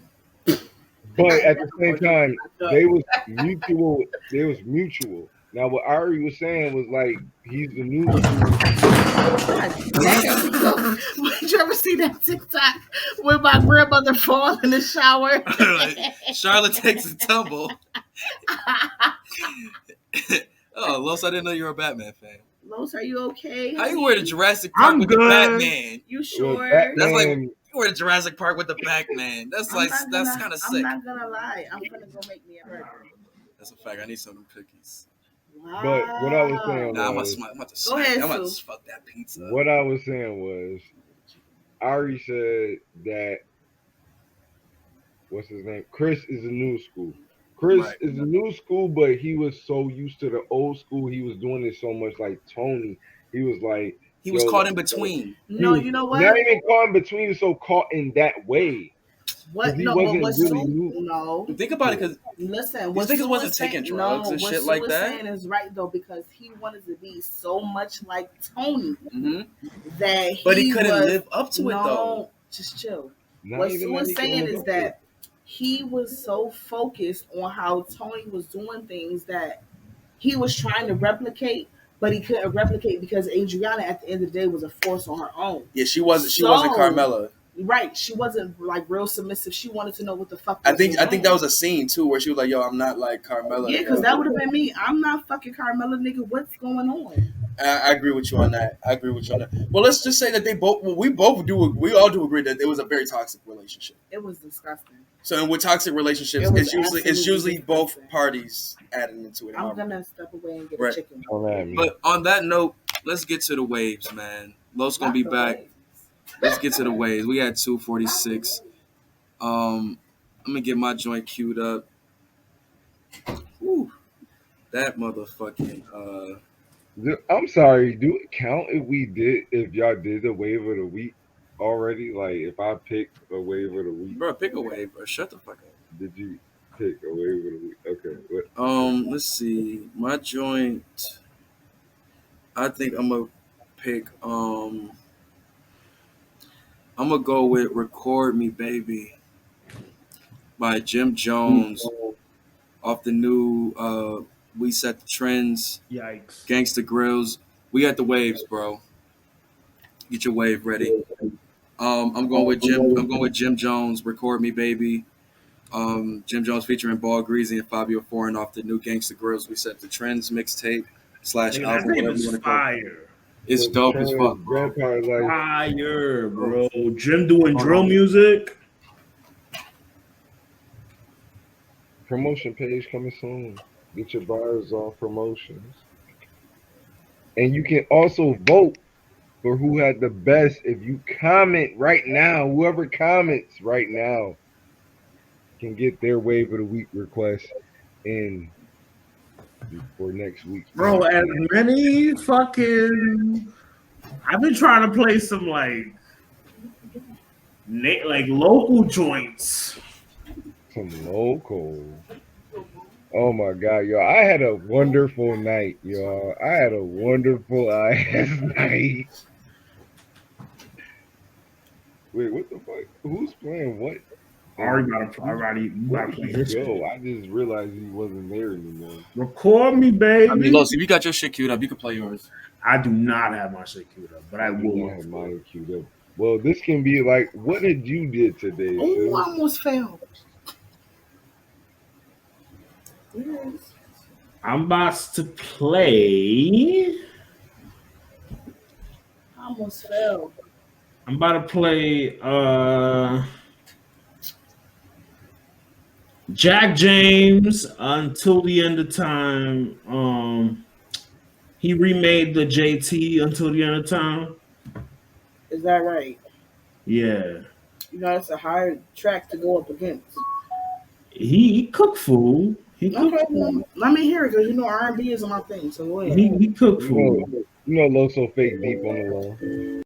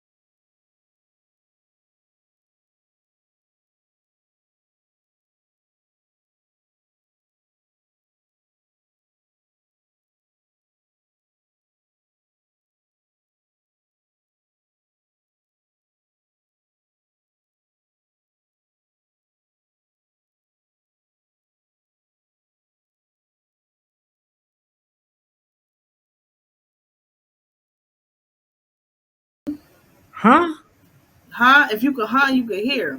Are you growing your hair out too? Yeah. Look at my sons. But he was a month before me.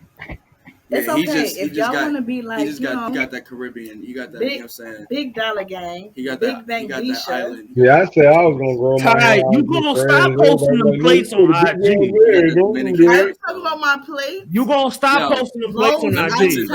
I'm telling you, come to Buffalo and I'll feed you. You don't have to worry about nothing. Me and Shorty planning a trip for the summer. Come on. They'll be going up. Come on. I'm coming up. We're coming up. I'll kick Evan out his room. You got somewhere to stay. What's up? Nah, I want to kick with Nemo too. Oh. All right, yo. My record is, like I told you, I was recording. Why not? My joint is Record Me Baby. Jim Jones, Ball, Greasy, Fivio, Foreign. Here we Not go. Ball Greasy. Fire record. This is a fire.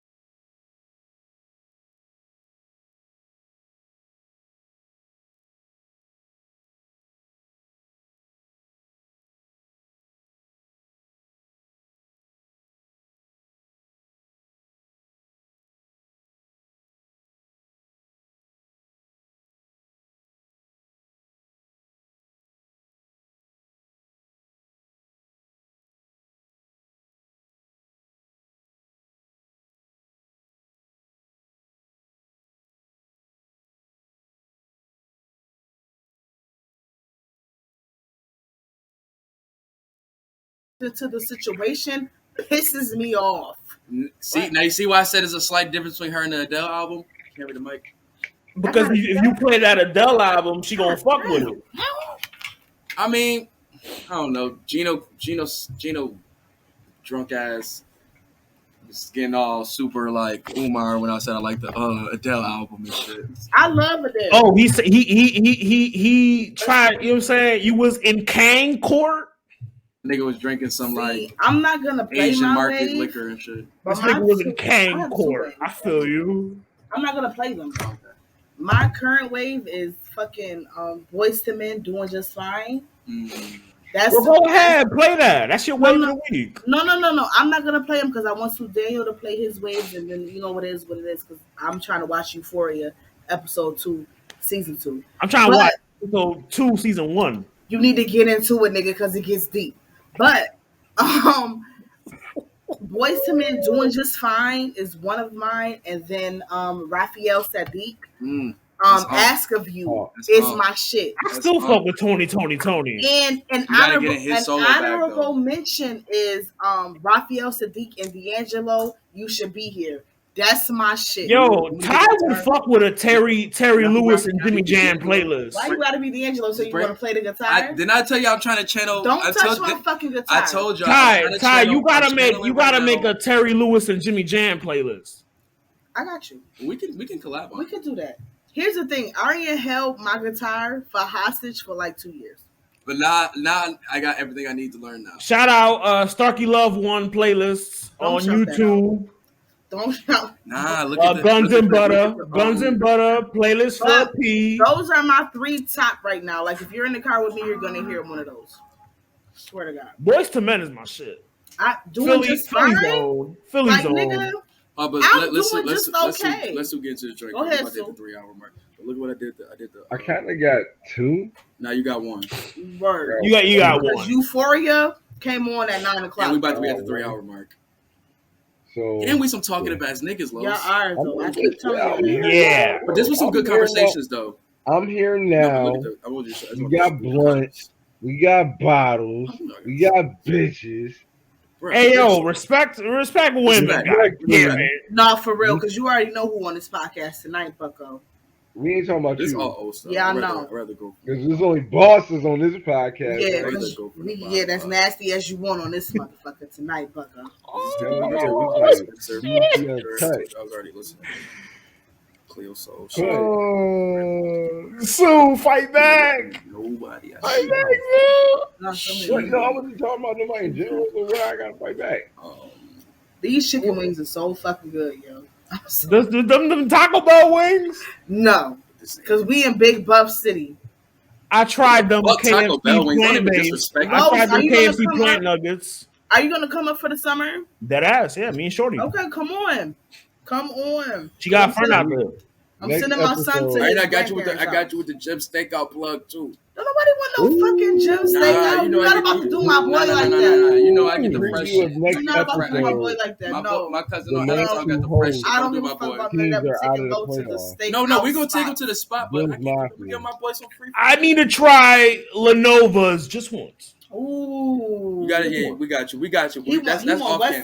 That's off cam. That's off cam. We gonna hit him with the spots. Los, Sue, get your joints ready, bro. Get your joint ready. It's the old school joint. But preview next podcast. Arri and Los teams are out of the playoffs. Oh, play that Bills Mafia. Mafia. We the Mafia. My nigga. I'm not gonna lie. That's Butcher. I'm sorry. I love my time. Play some belly. But I can't get busy with that.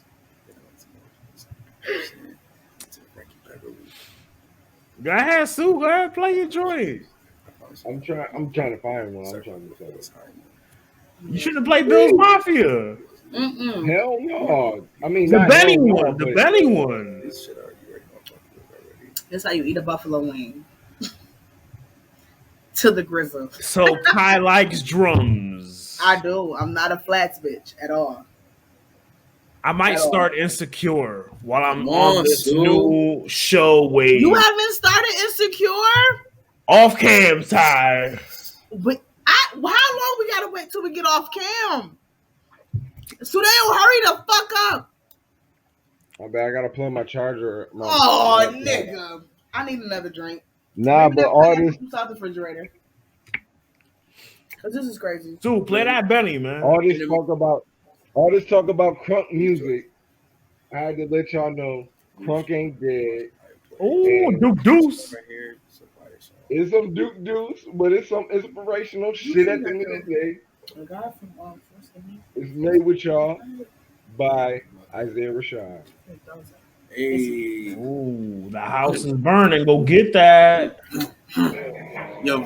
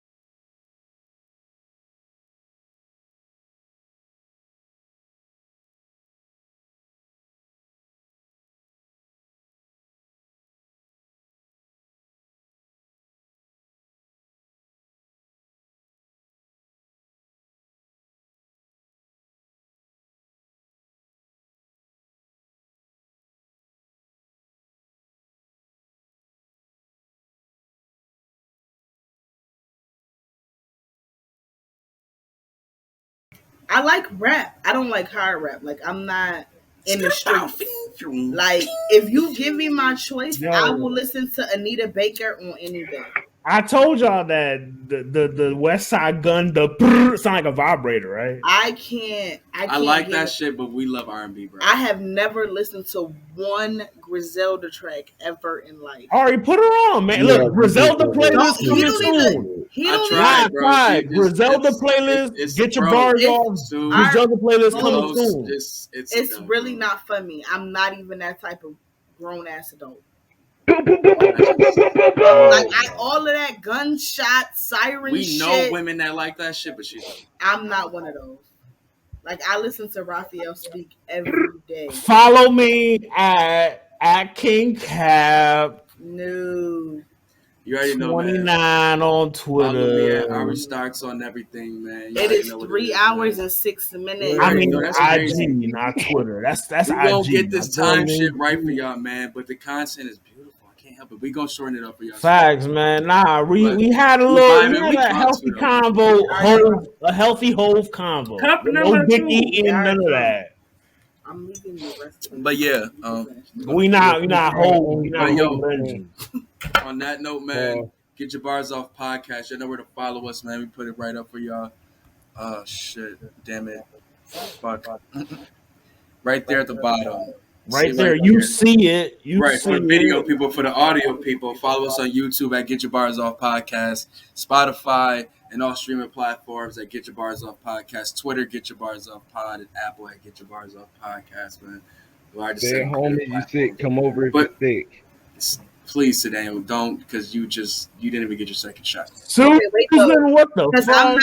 I'm not on any of those, so you can all follow me at Auntie Dollars, no matter what the social media. Right. Shout out to the people with my social media name. With the place. Social media. Shout out Big Mom Kitchen. Big Mom Kitchen for right, sure. she's on hiatus right now, but we're gonna be back soon. I had some of Big Mom's Kitchen today. Look at her rubbing it in. Turkey wings was and wait though, because Auntie Dollar's Kitchen is in full effect all weekend. Now the burgers was busting. Them burgers, yeah, Aunt Dollars. Don't play with I need them egg rolls, them Big Mom egg rolls. I need them egg rolls, nigga. What are you talking about right now? Big Soul, what's going on with the egg roll, shorty? But on that note, man, you already know, man, Get Your Bars Off podcast. Gotta get it too. Bang. Out, man. So it's sad to be from the couch, man. I'm from the couch. That's what we're losers.